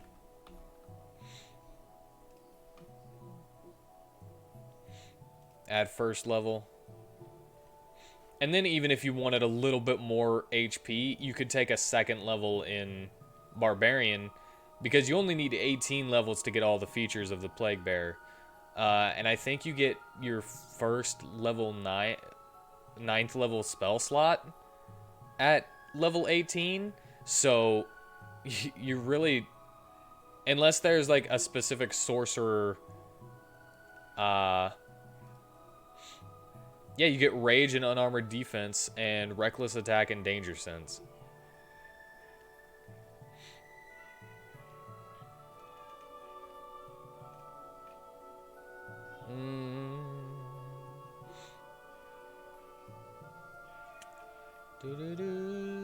So, if you have rage too, whenever you go into a rage, you'll have resistance to bludgeoning, piercing, and slashing damage. And since Touch of Death is not actually a spell, you can still use it.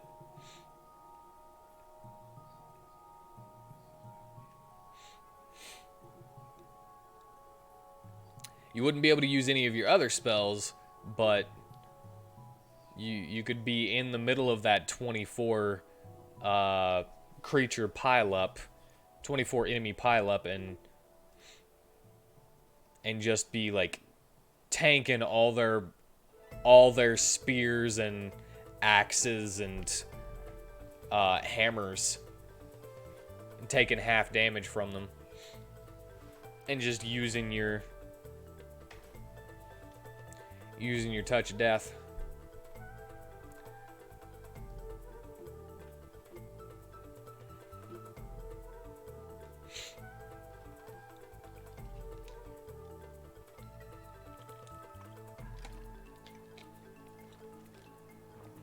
Unarmored defense is what you would really want from the multi-classing into Barbarian.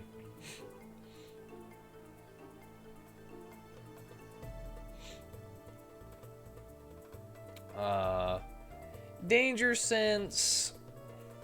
You have advantage on dexterity saving throws against effects you can see, such as traps and spells. So this could be useful for dexterity saving throws. Reckless attack.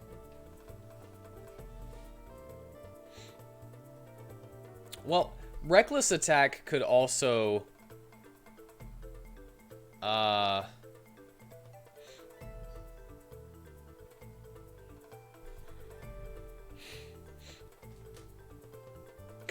be useful. I would say that it probably wouldn't work with Living Death because it only works for the first attack. And technically, you're not taking the attack action whenever you use Touch of Death. So Reckless Attack wouldn't work with Touch of Death, period.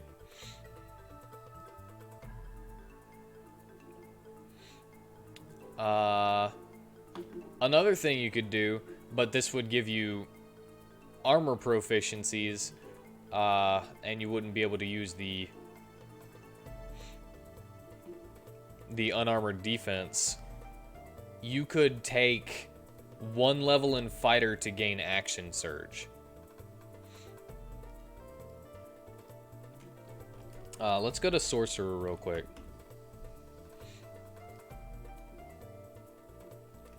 Let's see what the 19th and 20th level.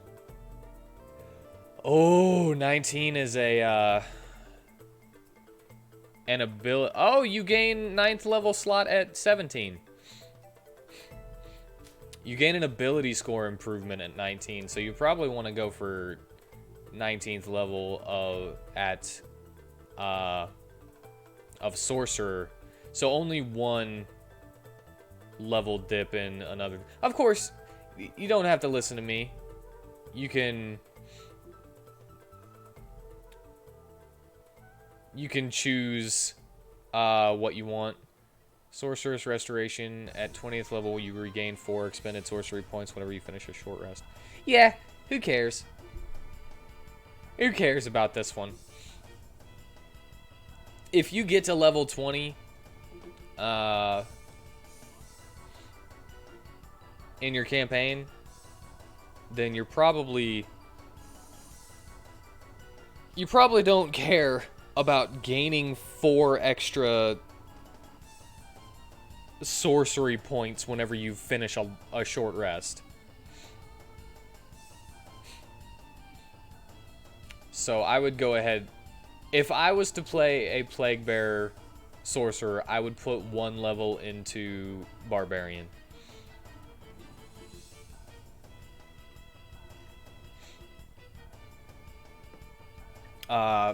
Of course, feel free to multi-class in whichever way you want if you decide to multi-class while playing this, but that's what I would do, is 1 level in Barb.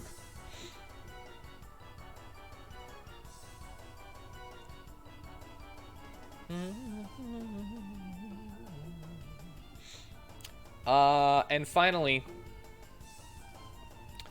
we will talk about my fighter subclass that I just recently made, and I'm not too happy with it. I don't care about it very much. So we might have to completely redo it.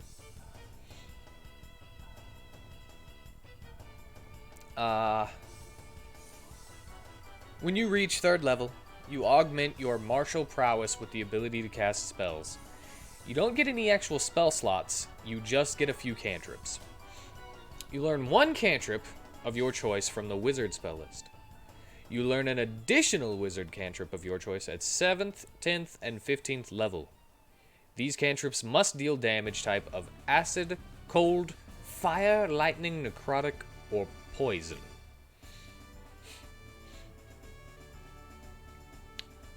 Intelligence is your spellcasting ability for your wizard spells.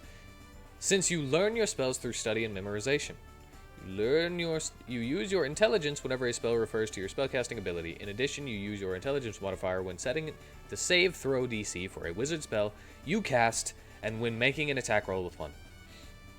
Blah blah blah. You use intelligence as your spell casting stat. The basic thing is I wanted a magic swordsman. Not necessarily a magic swordsman, but you can make whatever weapon you want. So at 3rd level, you learn to weave magical elements to create weapons. As a bonus action, you can create melee weapons you are proficient with in one or both of your hands. While one of your hands is manifesting a blade, that should say weapon, but I copied and pasted a little bit and just didn't clean it up. You can't hold anything in that hand. You can dismiss one or both blades at any time. No action required, and they disappear if you're incapacitated. When you create this weapon, you must choose one of your damaging cantrips.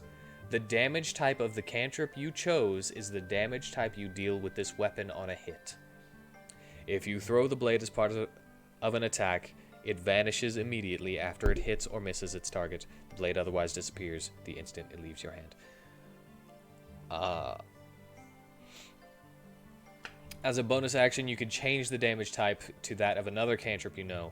You must dismiss the weapon to create a new weapon of a different shape. So basically, you don't deal any slashing, bludgeoning, or piercing damage with these weapons that you create because you are making a pure sword of fire or a pure javelin of lightning.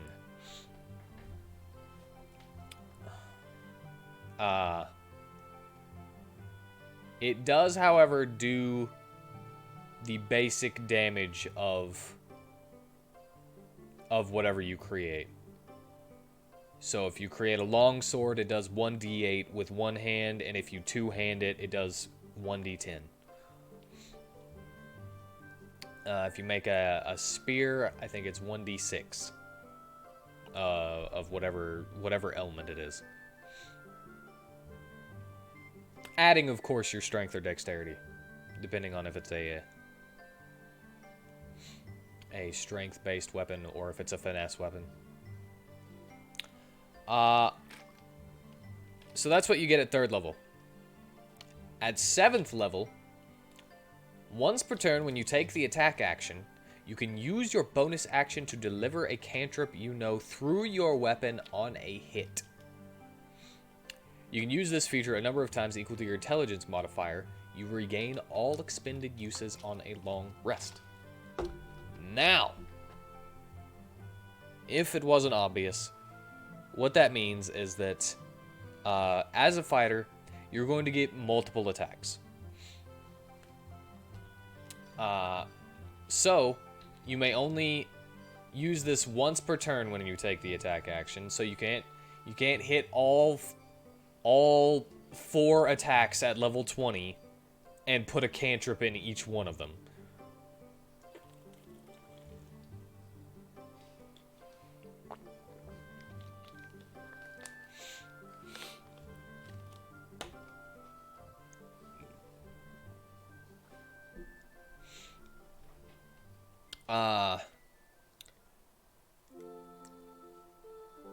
You can, so, you know, just once per turn you can do extra damage, but you have to use your bonus action.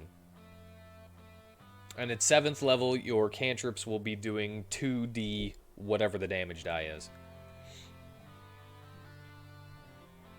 Because they go up to, like, Firebolt.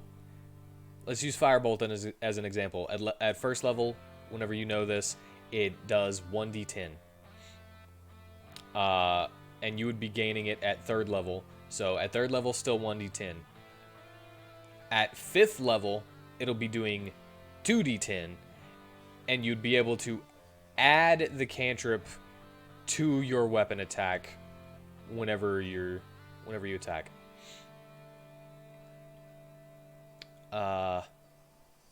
So if you create a long sword of fire and you're wielding it with one hand, it'll do 1d8 plus the cantrip damage of 2d10.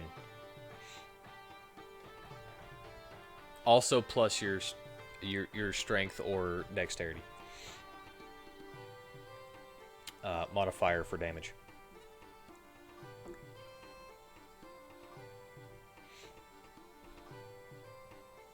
And you only have a number of times equal to your intelligence modifier that you can use it before you need to do a long rest. So it's not like you can do it every turn. I mean, you can until you're out. And then you have to rest. And of course, you could still use your cantrip, but you can't deliver it through a weapon attack. Imbued Body. At 10th level, you can choose one of your damaging cantrips. You gain resistance to the damage type that cantrip uses. You can change your damage type selection at the end of a long rest. It's pretty basic. You just, you know, it all depends on what kind of damaging cantrips you have. So at 10th level, what was it? You'll have three cantrips at 10th level of either acid, cold, fire, lightning, necrotic, or poison. And you can just be like, I choose Firebolt, and then you have resistance to fire damage until you take a long rest. Arcane Surge. I don't like this one.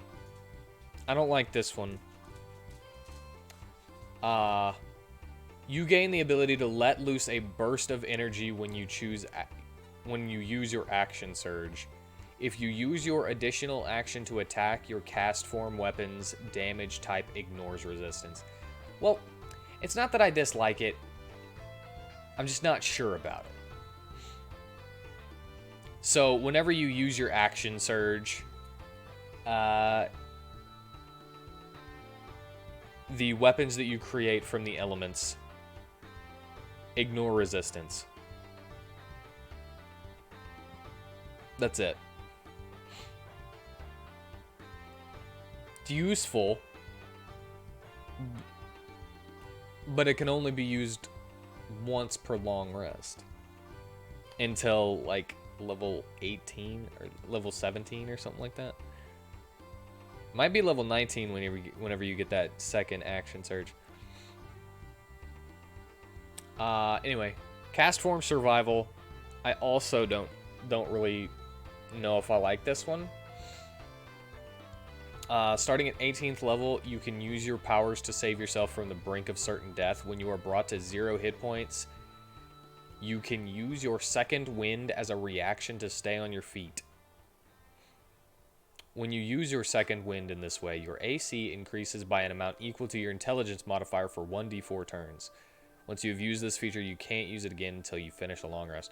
So basically, you go to 0, you use your second wind as a fighter, and gain armor class.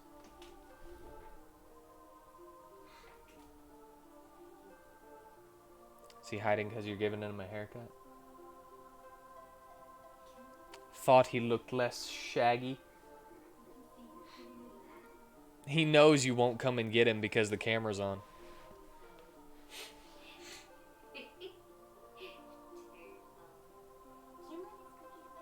You want me to get up and get him?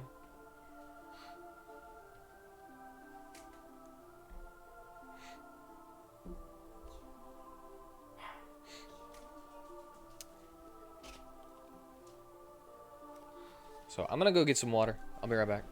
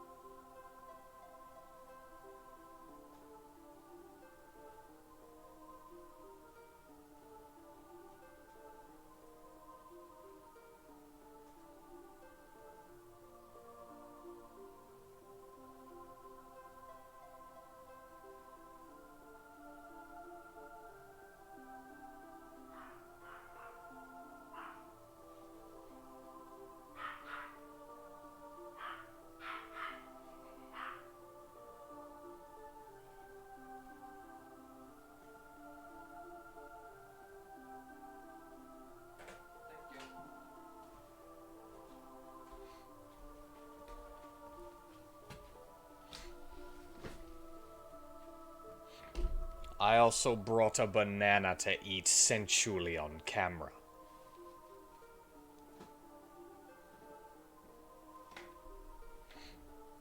I'm looking at the top and it's a little green. So, thoughts?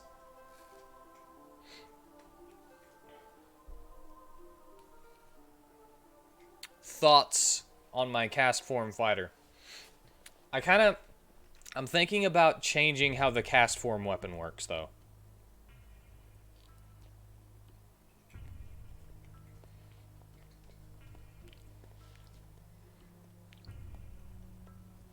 That's the main thing that I don't like.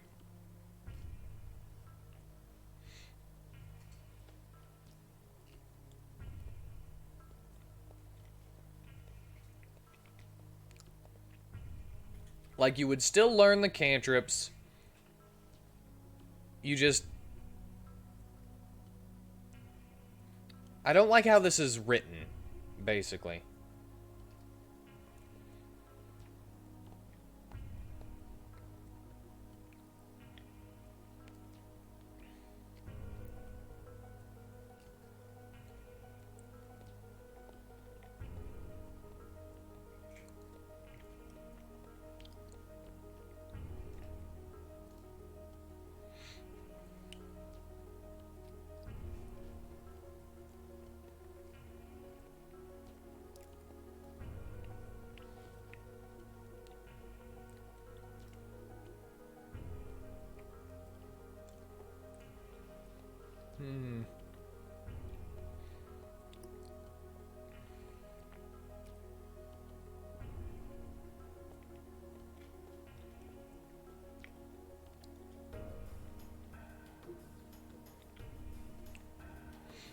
Alright.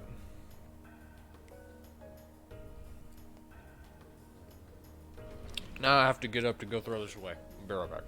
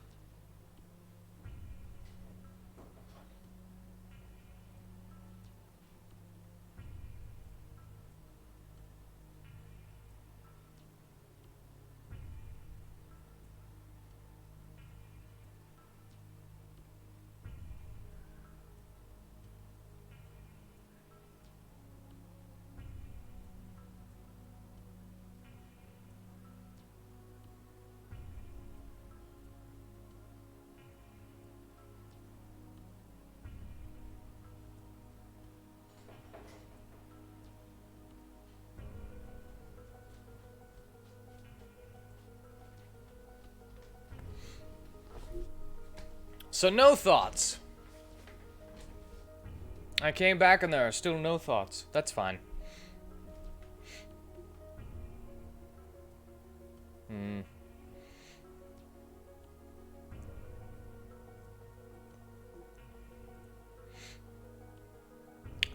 I thought about making the cast form weapon thing a table, and it says, choose from either roll or choose from the table at certain levels. So it would have like a long sword, spear, hammer, great sword, and you got nothing? Not even comments? Is it cool? Does it sound like it would be fun to play as?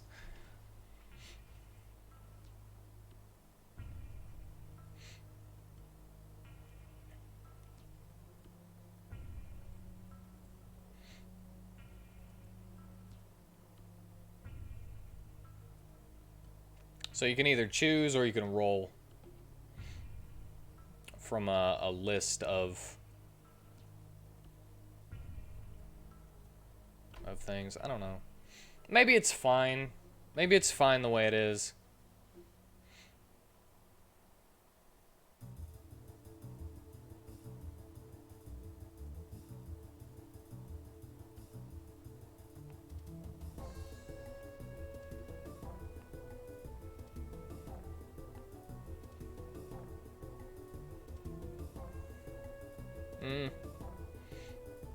Whatever.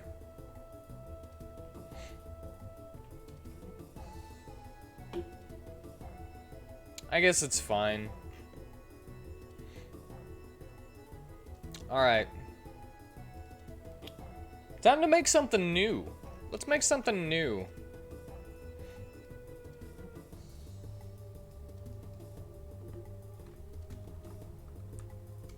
New whatever.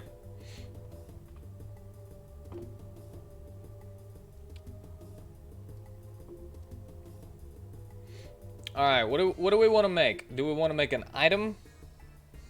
Do we want to make a spell? I'm trying to include people here. You throw out ideas. This is like improv. I need a location. I need an occupation.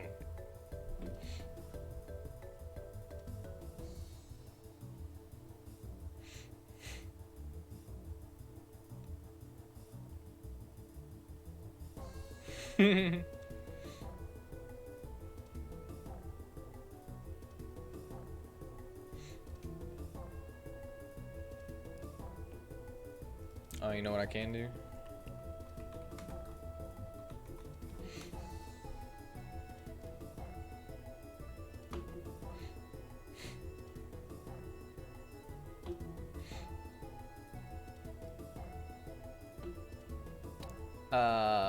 I can make that orgasmic touch that Fulano wanted.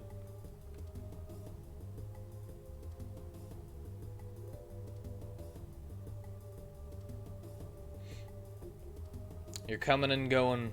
You might not be much help right now. That's fine.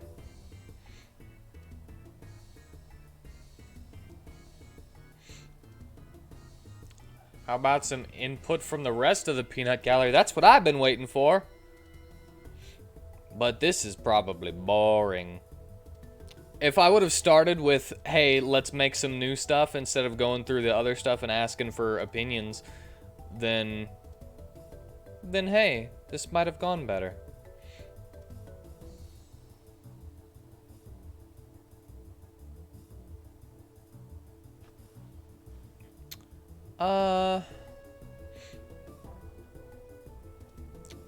Clowns are dumb. Magic balloons are stupid. Okay.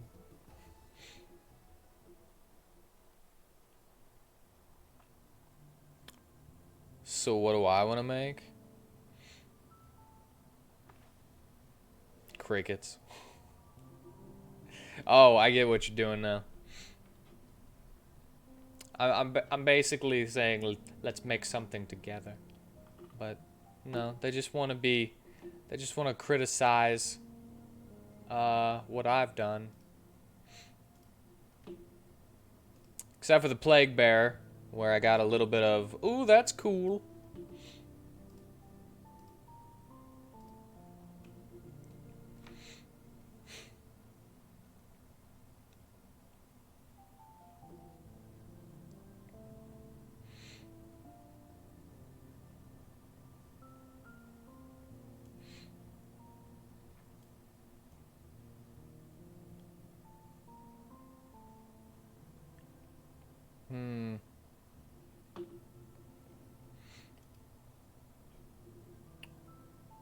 Yeah, I guess we'll do orgasmic touch real quick.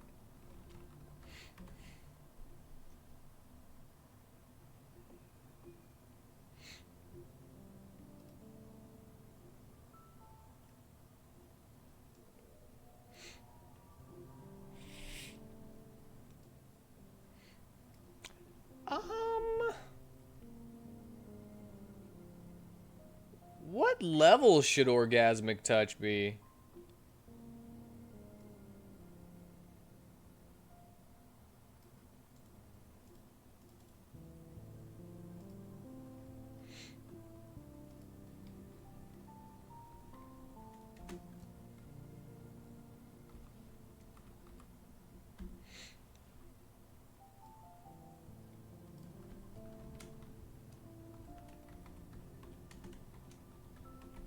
You want it to be level 9? Want to be like 9th level?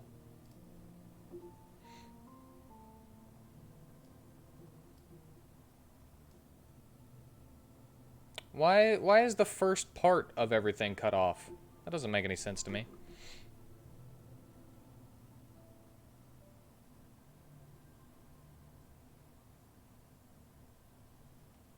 It doesn't make any sense.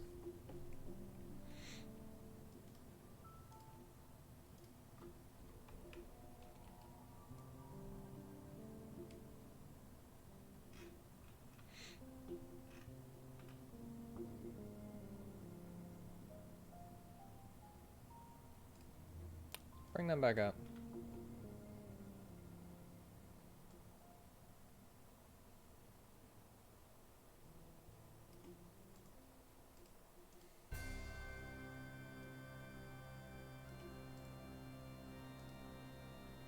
Why is it what is going on? Why is it doing that?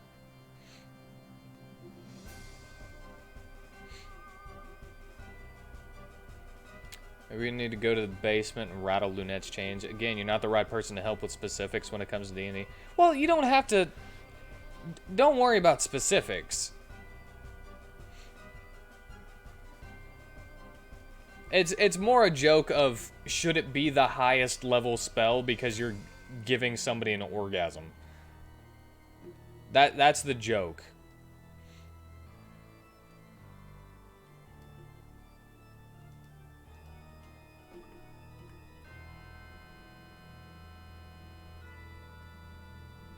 Wait, no, it is in there.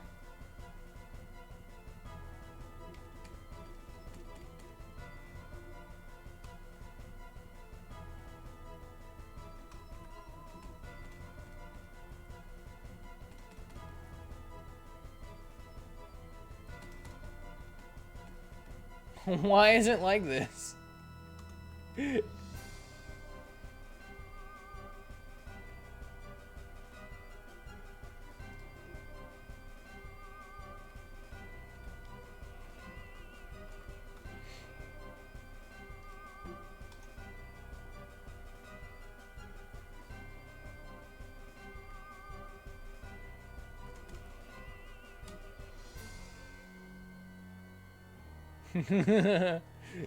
What is going on?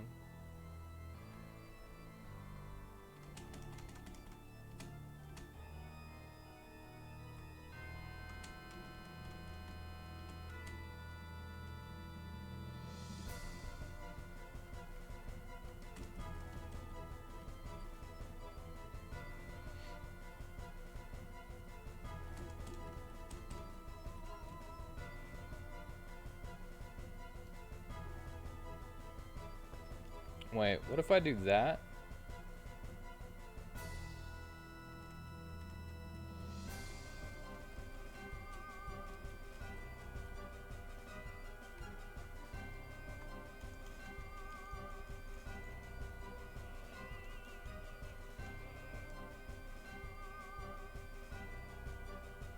What?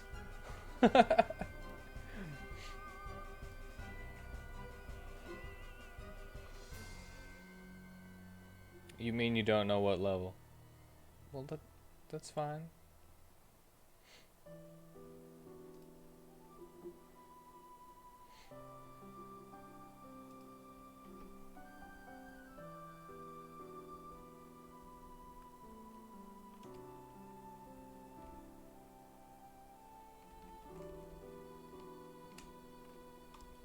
What the heck is happening?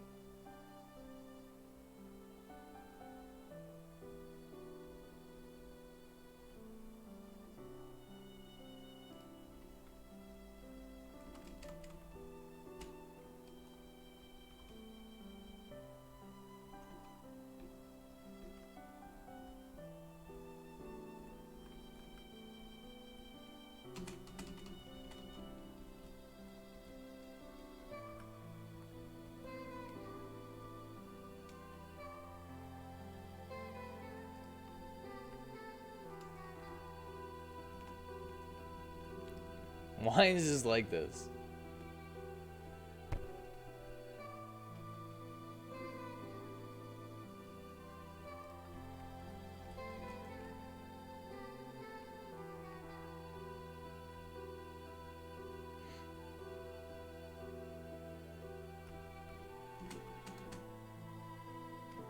There. It's all in there now.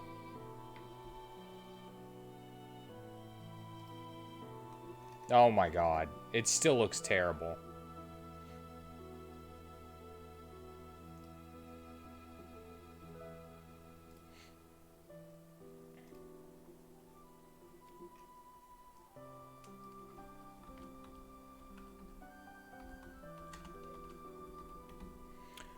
Orgasmic touch.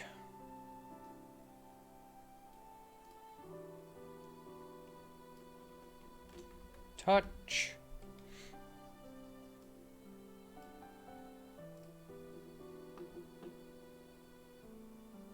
At least I'm pretty sure touch is the range.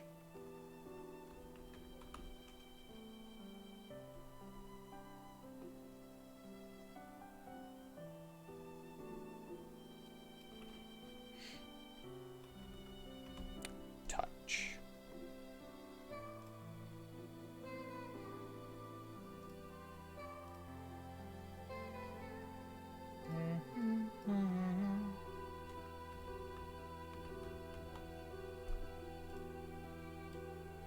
Yes, range of touch.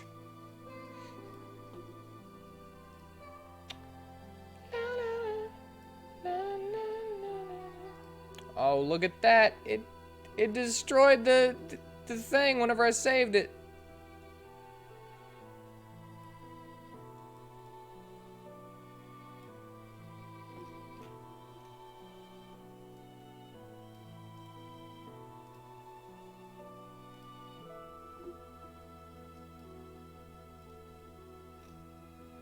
It destroyed it again. Oh my god.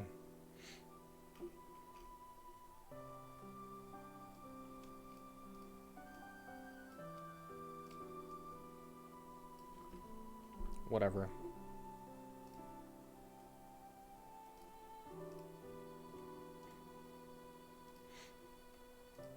Delete it. If it's not gonna work out, I'll just write it all myself.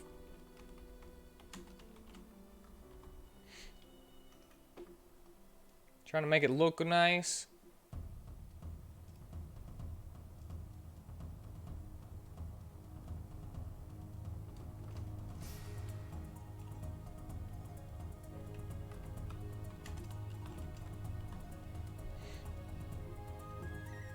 Trying to make it all look nice, but whatever.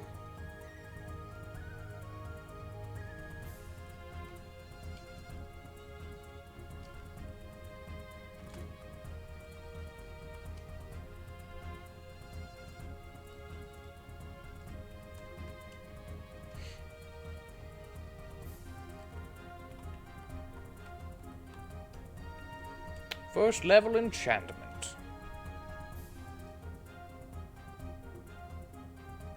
That's what you get for trying. Yeah.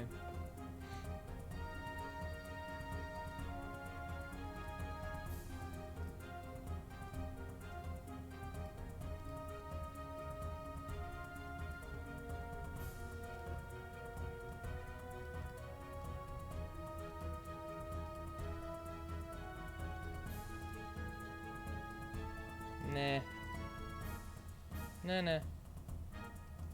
There we go.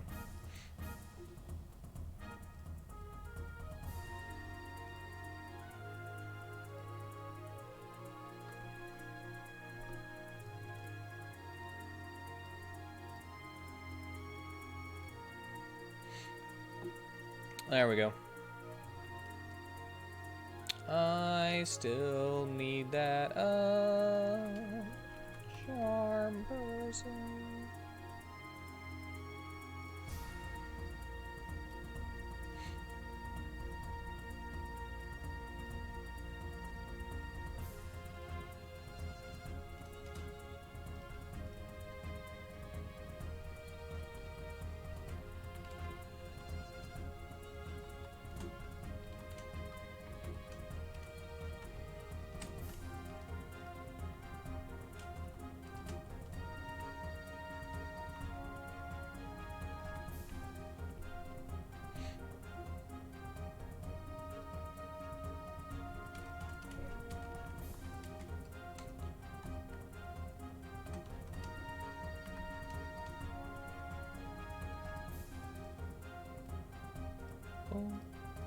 Boop.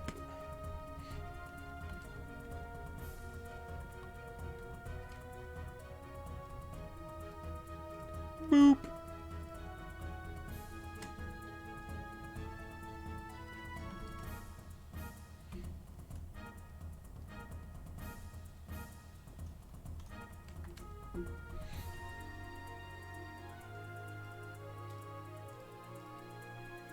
Yeah, we don't need no vocals for this.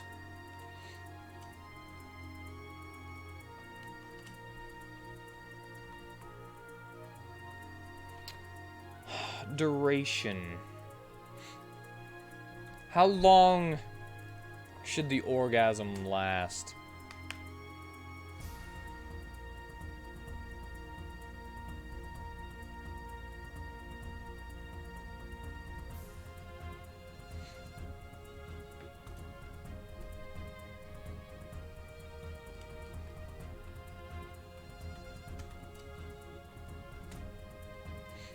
Okay, we definitely want it to be a bard spell, right?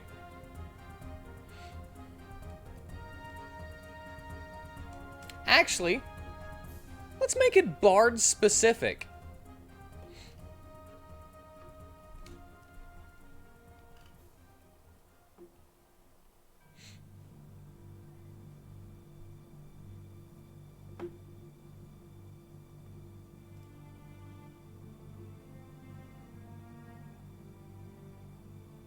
You are the vocals? 10 seconds? Lol? What?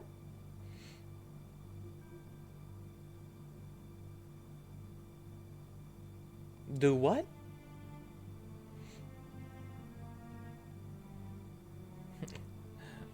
Oh, for... We don't need no verbal.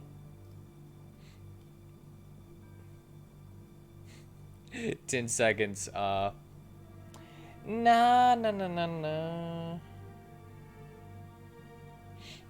Well, it would be... instantaneous.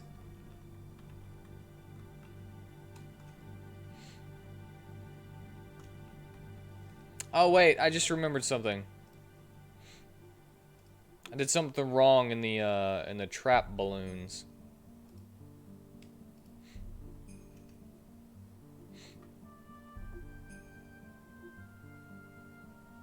Casting time of one action. There we go. Not instantaneous. That's the duration.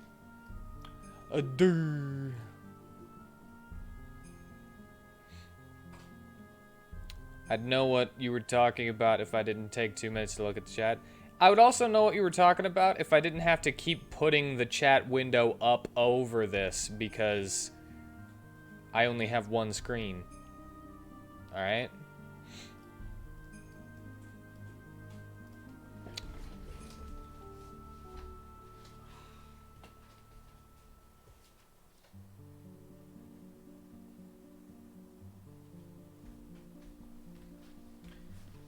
Stupid screen. Stupid monkey. So yeah, but yeah, we'll make it instantaneous. It'll be first level.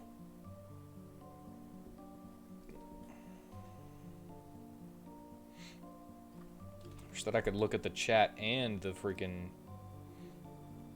and type at the same time.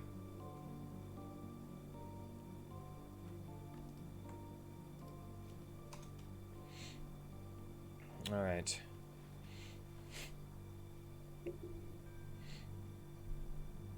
Now, if it was 9th level, you could basically love potion someone with a touch.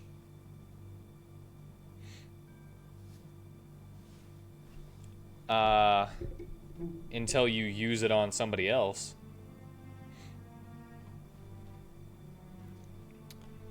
It's like maybe it's charm person to such a degree that it's a permanent person as long as you continuously use orgasmic touch on them. Like you have to do it every week, every 7 days. She just scratched at that to get out, you know. My grandma just put my cat back into my room.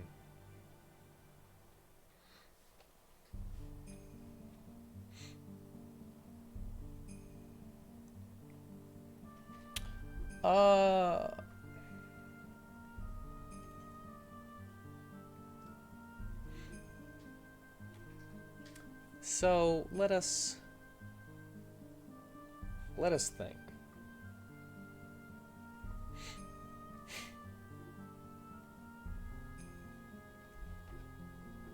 Let us think here.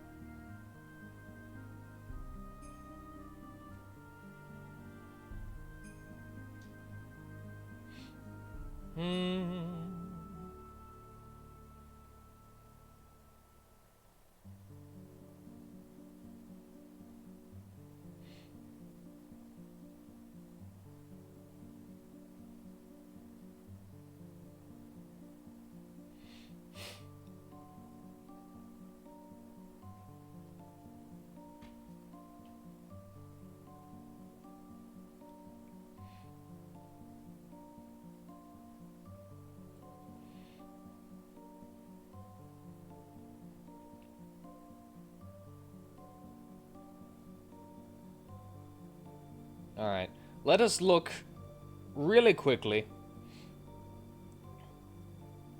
You know, I guess I could do it on here.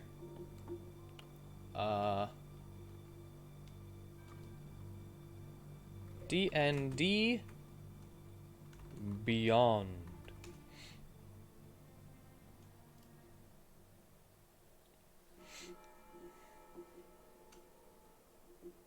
Okay, so I need collections, browse spells. Then we're gonna go spell tags, charmed.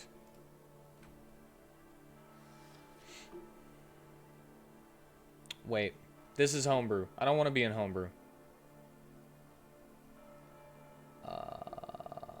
No, not homebrew.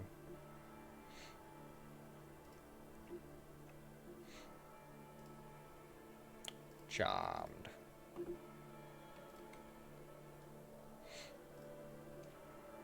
Fast friends and incite greed? That's it?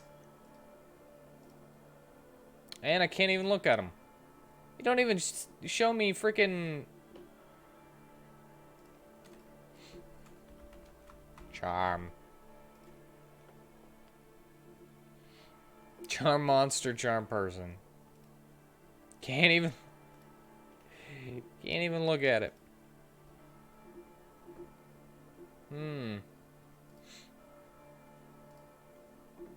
Nice. I want to know if there's already something that gives you basically a permanent follower.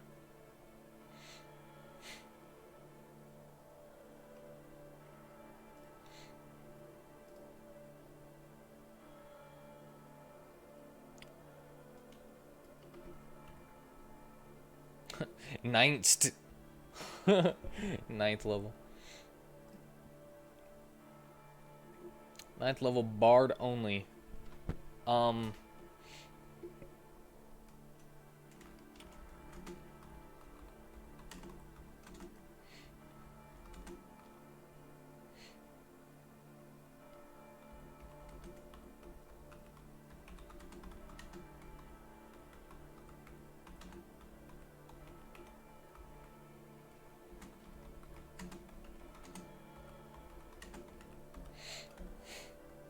You attempt to give one creature the greatest orgasm they have ever had.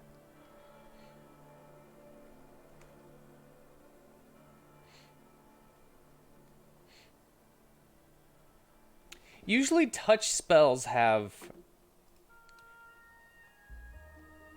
level 6, level 9, level 69. A level 9 spell is the highest level spell that a character can cast. And it takes until you're level 17 to gain one level 9 slot that you can use before you need to rest.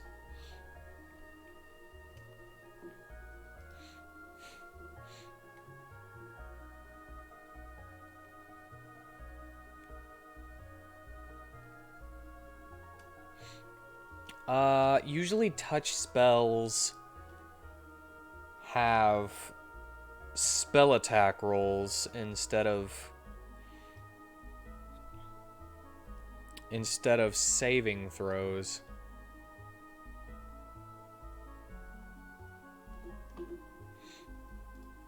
I could lock it behind both.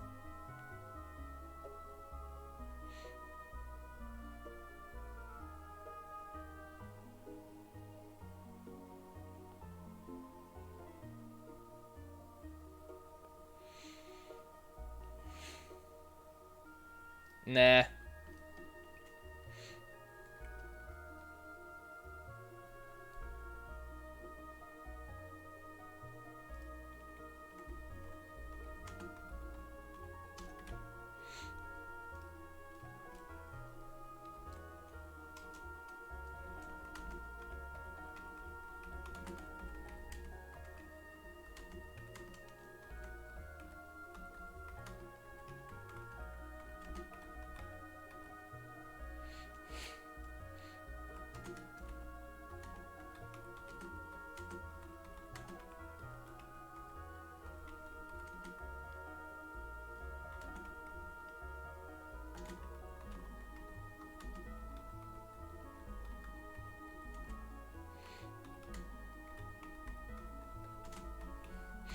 So I'm stealing something basically directly from Charm Person, but even as a level 9 spell, it's fine because of how powerful the effect is.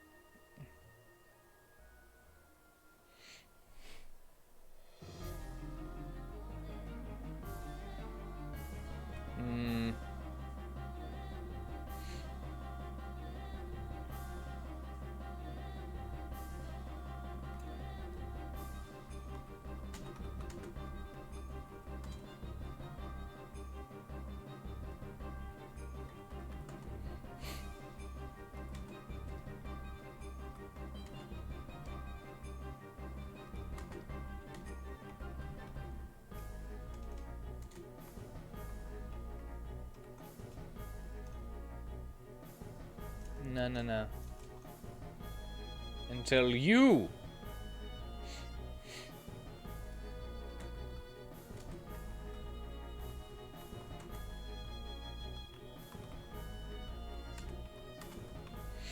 So as long as you stay on their good side and don't try to hurt it, you basically have an NPC that is in love with you. I need to figure out the duration better.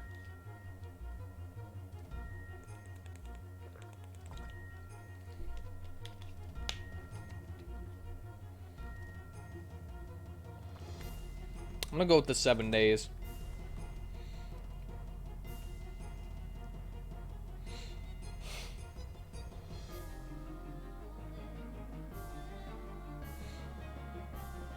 Oh, wait.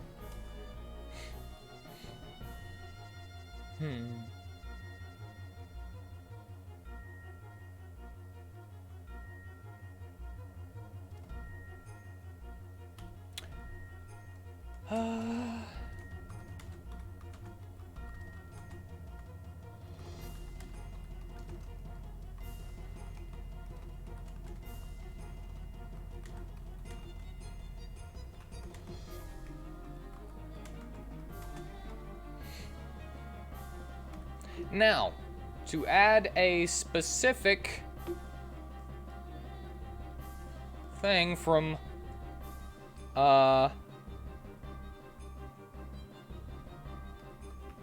another spell.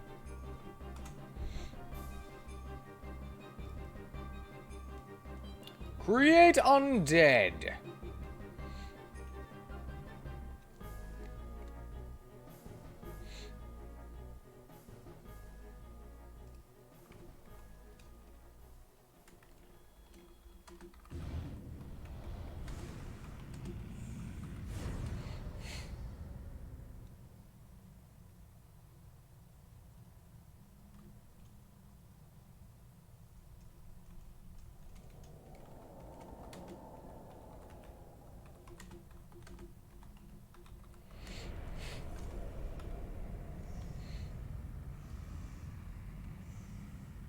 The creature is turned by you.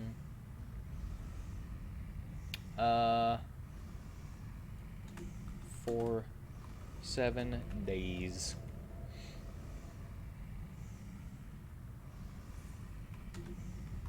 After which it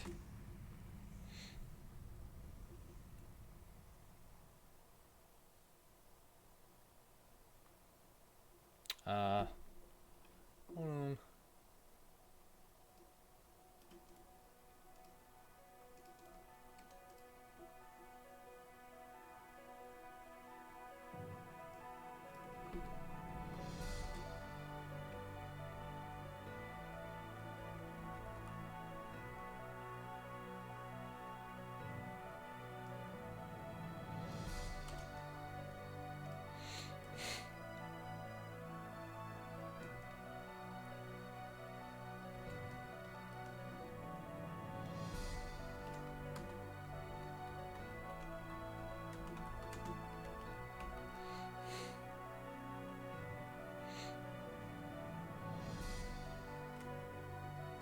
To maintain the charm.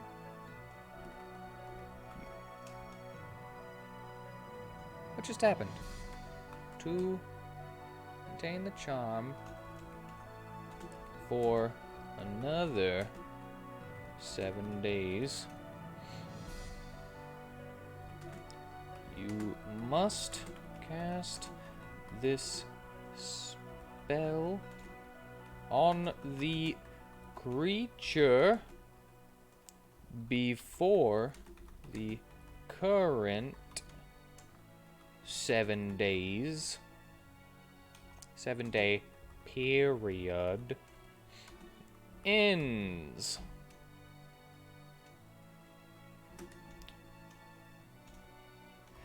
This use of the spell reasserts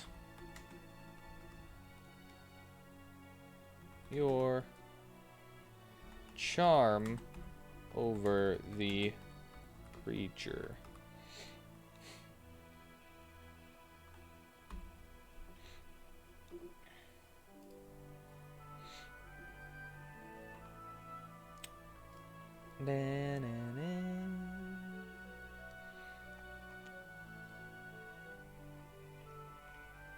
So I'd say that's pretty good. I'd say that's not a bad spell. It's kind of silly, but it's not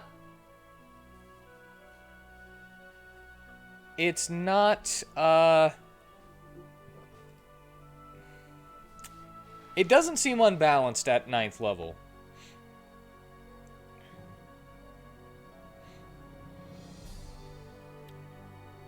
You attempt to give one creature you touch the greatest orgasm they have ever had. The creature must make a wisdom saving throw and does so with advantage if you or your companions are fighting it. If it fails the saving throw, it is charmed by you until the spell ends, or until you do anything harmful to it. The charmed creature regards you as its one true love. The creature is charmed by you for 7 days, after which the creature knows it was charmed by you. To maintain the charm for another 7 days, you must cast this spell on the creature before the current 7-day period ends. This use of the spell reasserts your charm over the creature. Like, it could actually be useful, and it's powerful enough to be a 9th level spell. So 9th level spells are like up there with Wish. You know the Wish spell? That's a 9th level spell in 5th edition D&D.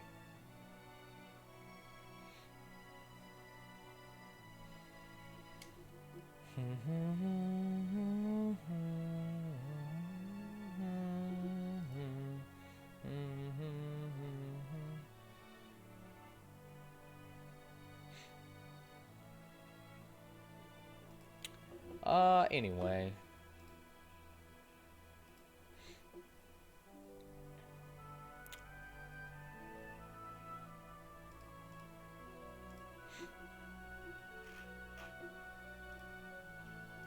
Time for the next one.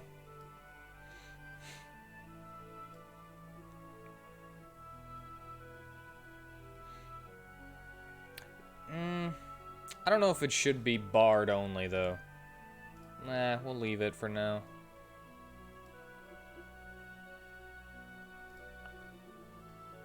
Oh, what do you want?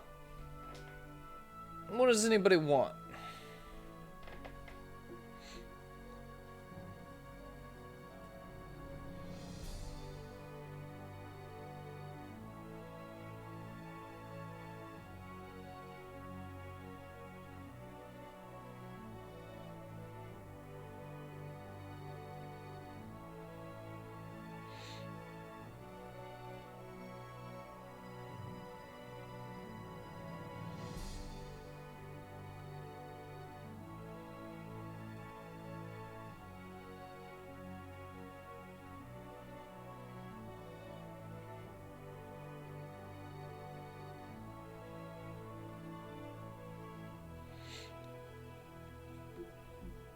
Health and happiness. Oh, you meant for what I'm doing. No.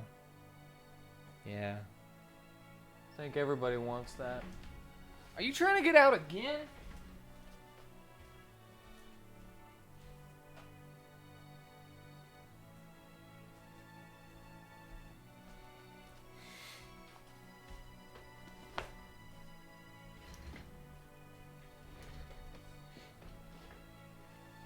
Let's find out first. Spell, item, subclass.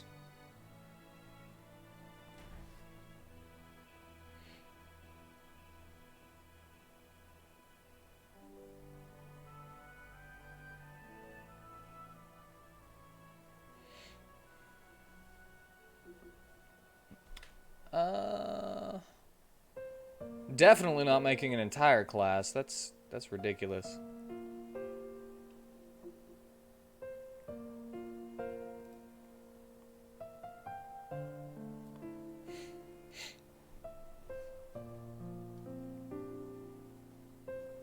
What about a boomerang maining class? I would just play a ranger. Make a magic boomerang.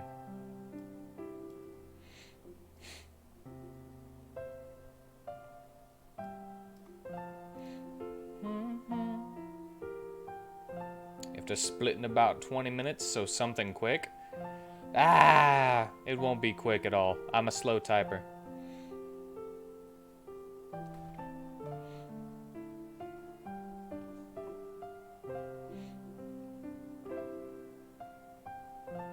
Unless everybody else wants to show up and help the bums.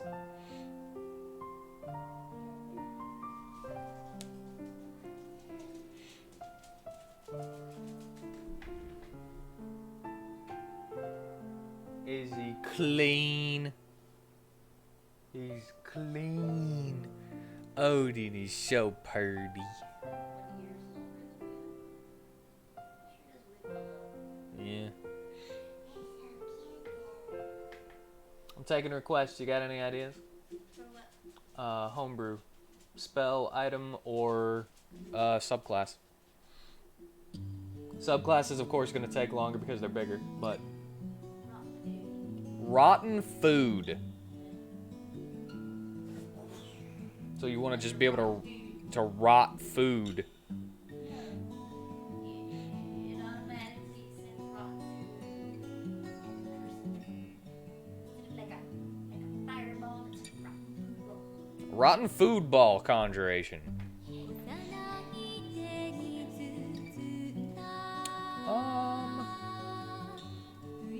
Hold up a sec. Hold up a second. Get that out of here. Huh? It had lyrics. Get that out of there. Anybody else have any good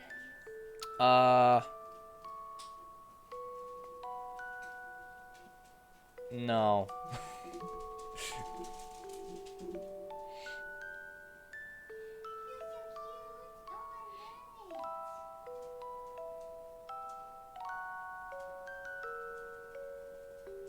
There's a mouse trap set in the kitchen. The bottle of pop is so Curtis won't open the door there. Okay.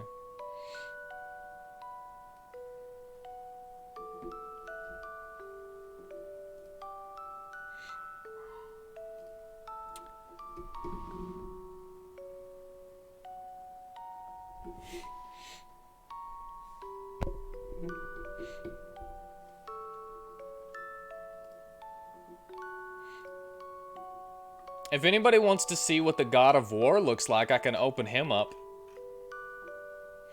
I can open his character sheet up.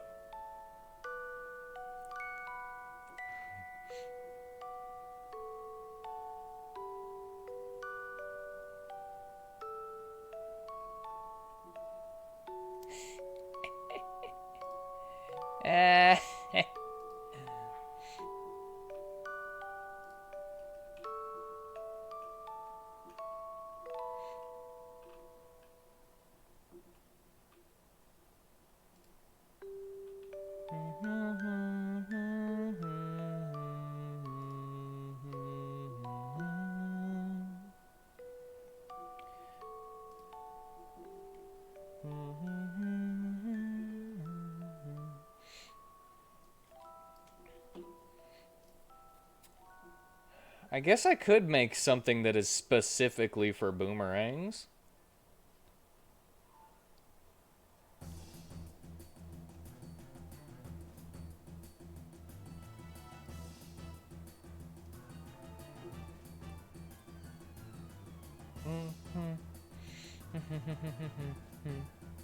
Dun dun dun dun.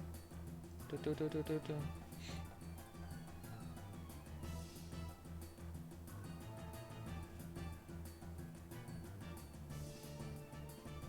Anybody curious of what the God of War's character sheet looks like, though? And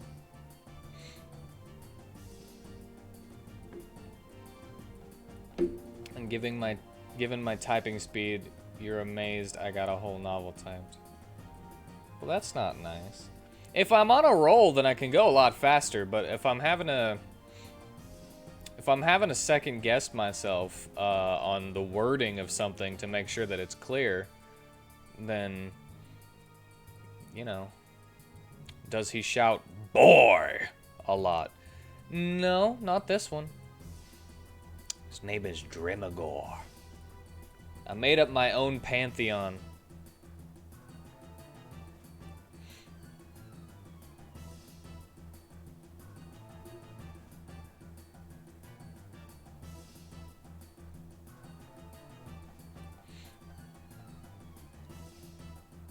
You actually do mean it nicely. It really is impressive. Must have taken a long... It took quite a good amount of time.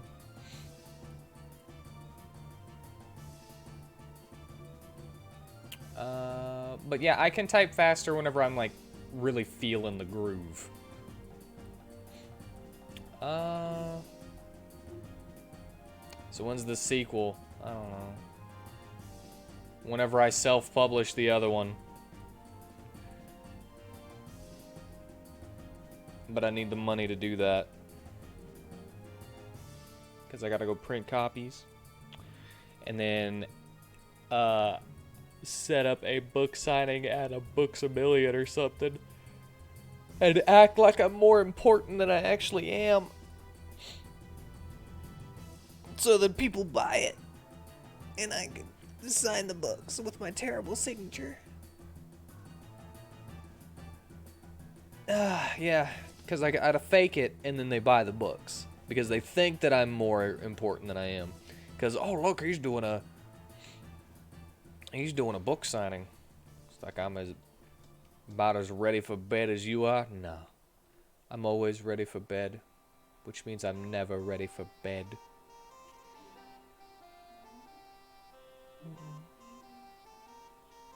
I ate a banana. I'll probably eat something after the stream, though.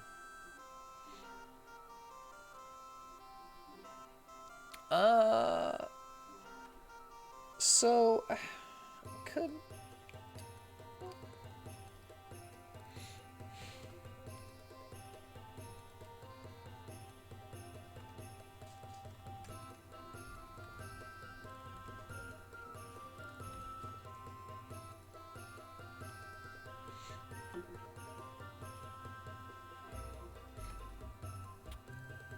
Or just go to some random store and do a book signing, but don't organize anything with them ahead of time. No, I was planning on organizing something with them. I'm just gonna run in.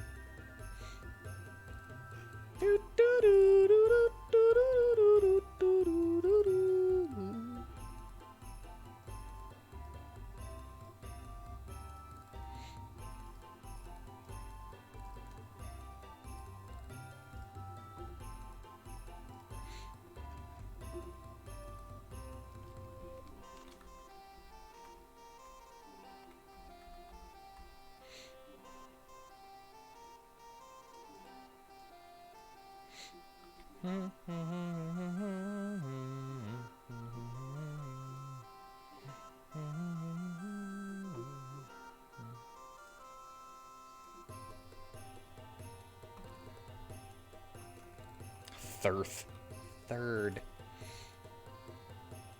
Threeth.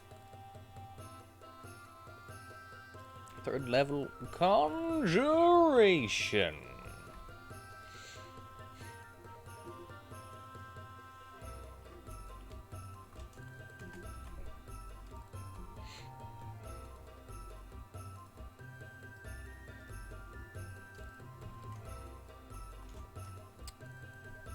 Freaking stop.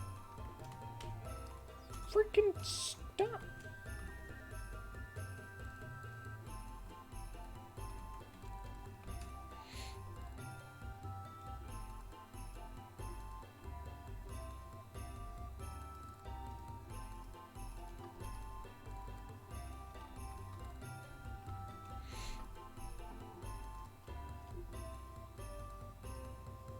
Dun, dun, dun, dun, dun. I'm gonna make a rada poke for my mammy.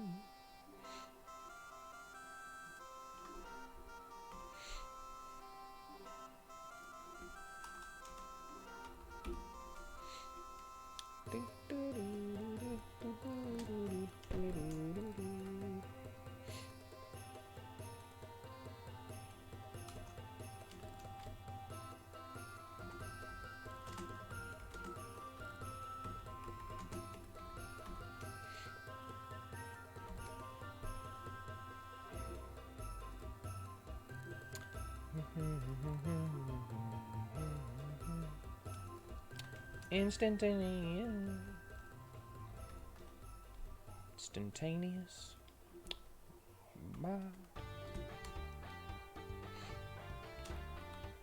Sorcerer. Wizard. Do, do, do, do, do, do.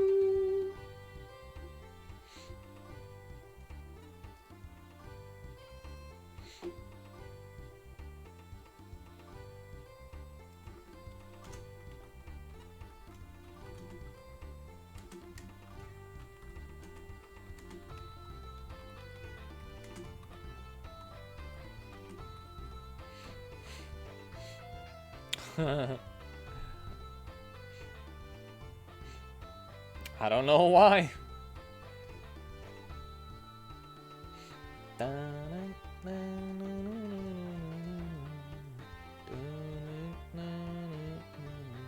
Now I could have made it a cantrip to where you like conjure rotten tomato.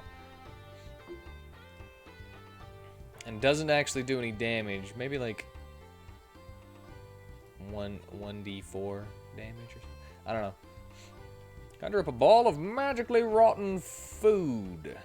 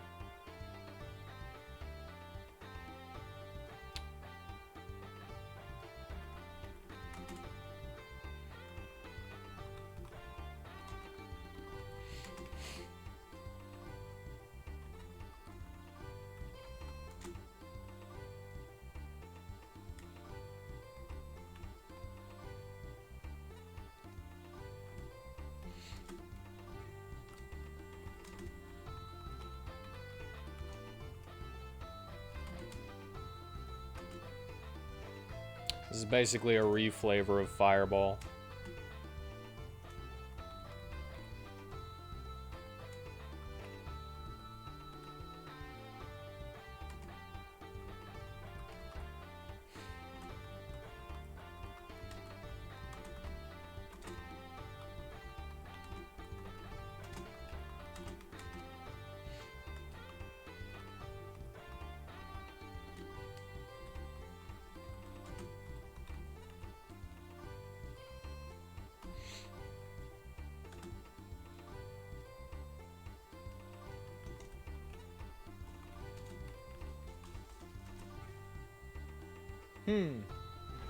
It's no longer going to be It's no longer going to be a re-flavor of Fireball now that I'm thinking about it.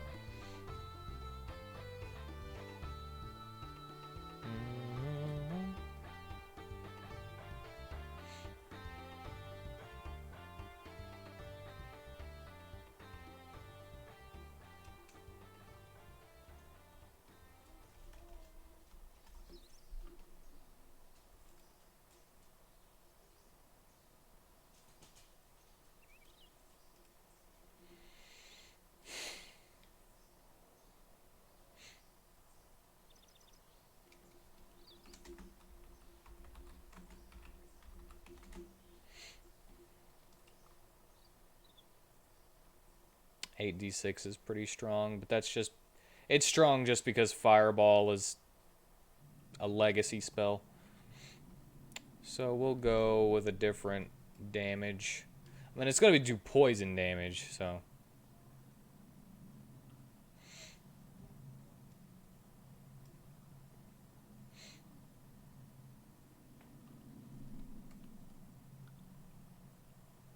So, third level spell that does damage that is not Fireball.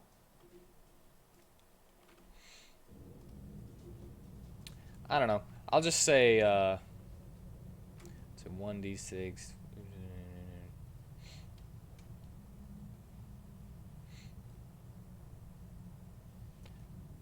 1d6 for level 1. Yeah, okay. I'll just go with 3d6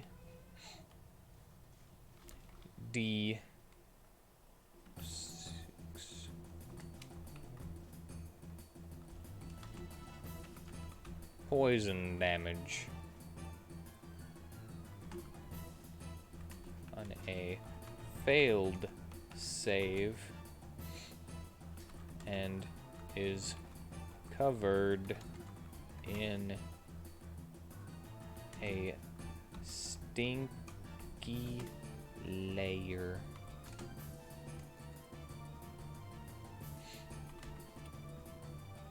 of filth.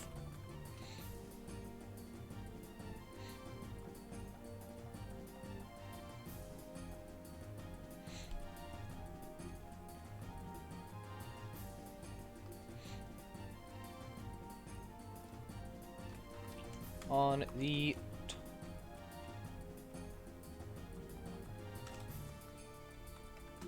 target's turn,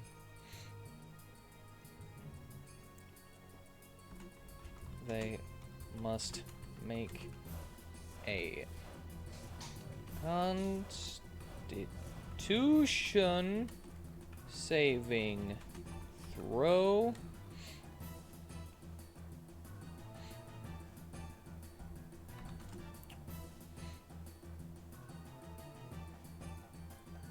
Or be poisoned by the stench until the start of their next turn.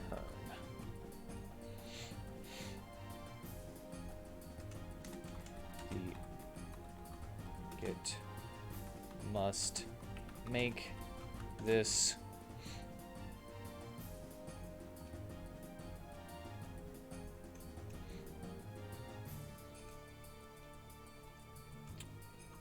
an attempt another Constitution saving throw at the beginning of each of their turns.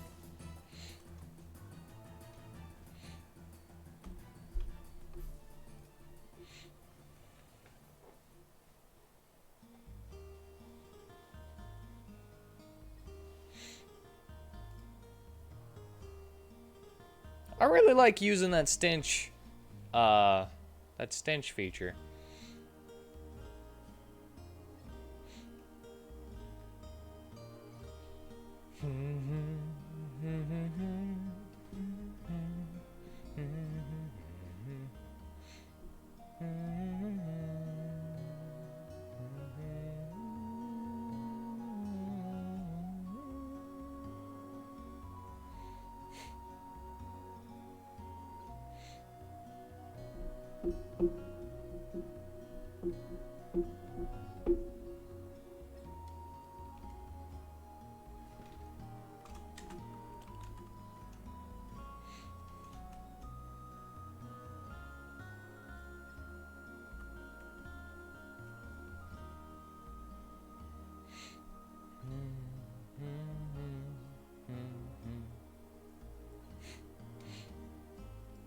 I might as well just copy and paste a little bit of the stench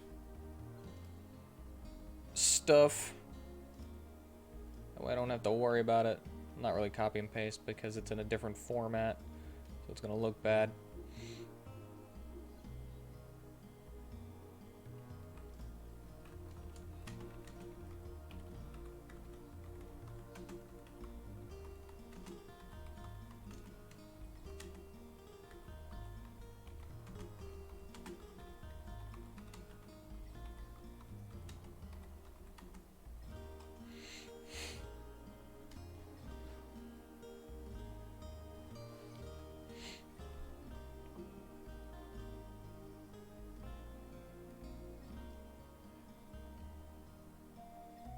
I don't really know if that's enough damage for that, but eh.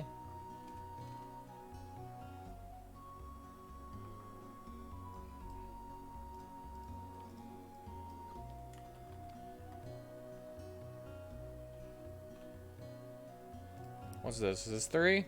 It's 2.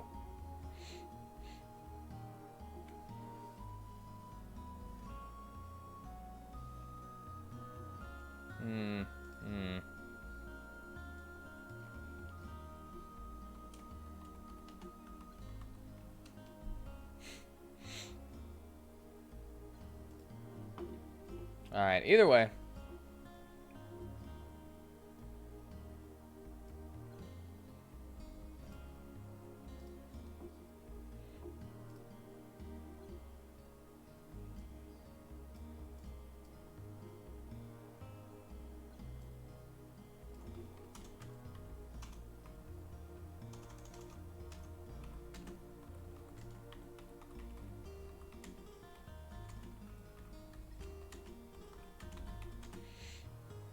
This is actually a good Stink Soul sorcerer spell.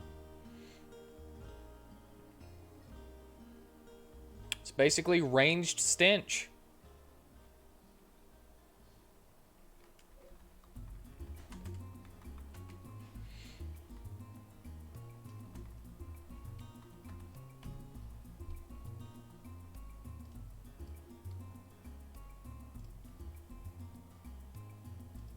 Didn't even think about it.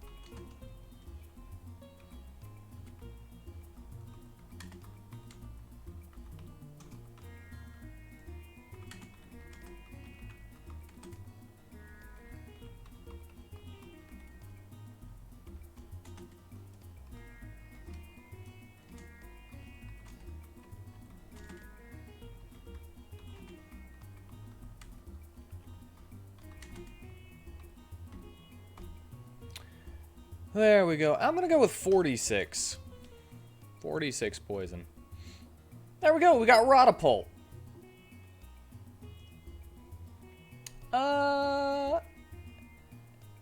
A companion spell for the Stink Soul.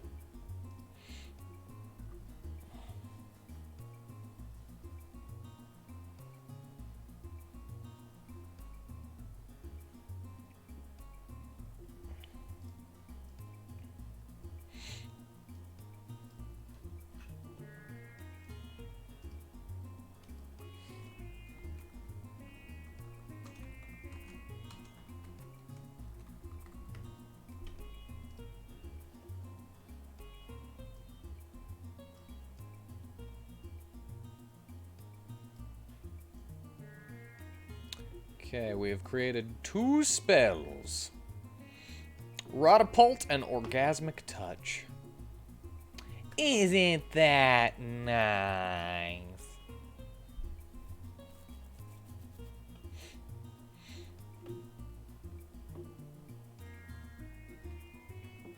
I don't know how long I've been going. How long was my first stream?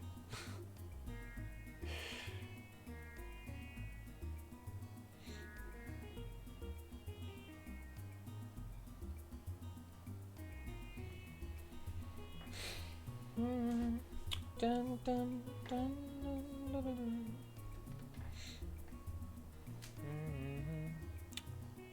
Just over an hour.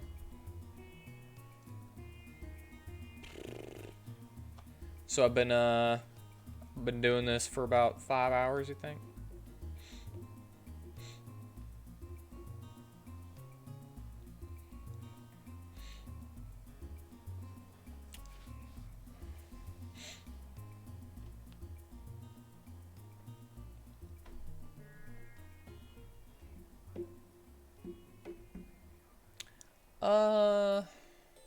Yeah. All right. Well, this one is an experiment to see whether anybody would enjoy this. I don't know if anybody did. But I think I'm gonna call it here. Probably be back to Baba next Saturday, but I'm tired today. I am lit tired. I did not want to do Baba today. So I just had a thought that I would try this out and see if anybody was interested. Yeah, the actual D&D players didn't have much to say. What's with the gasp? Did you just get back or something? Have you been here the whole time? I made your orgasmic touch and you didn't say nothing? I made your orgasmic touch into an actual useful spell?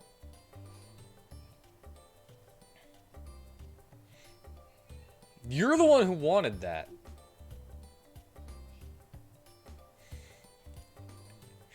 Alright. I'm just making fun.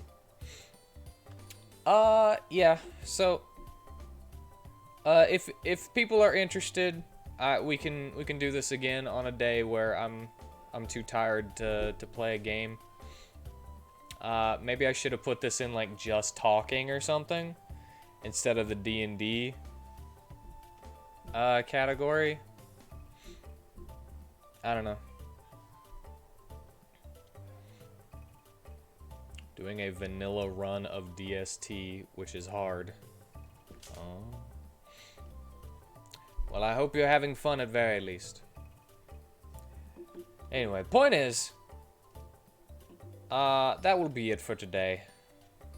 I hope you enjoyed my homebrew. Even if you don't know how D&D works, I hope you at least think they're cool looking. Don't starve together. Not Deep Space 10.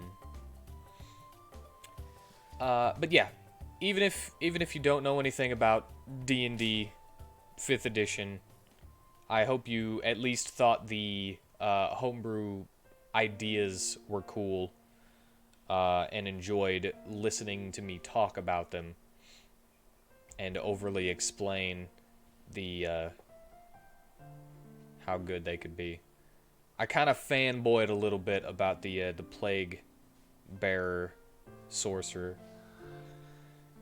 because I think it's cool.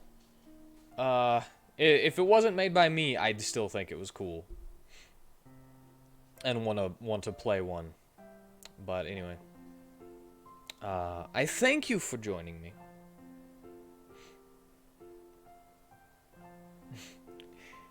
I mean, I did sit here for 5 hours, so yeah. And I thank you for sitting there for 5 hours. But you didn't have to sit there. You could have been doing other things at the same time. I don't take offense to that. If you're busy. I don't take offense to it at all. Anyway, I thank you for joining me. Next stream will be Tuesday. for more Phantasy Star 1 from 1988. Yeah, good. I didn't waste your time. You were still productive. But yeah, Phantasy Star 1 on Tuesday. And that will be it for today. I hope to see you then. Good night.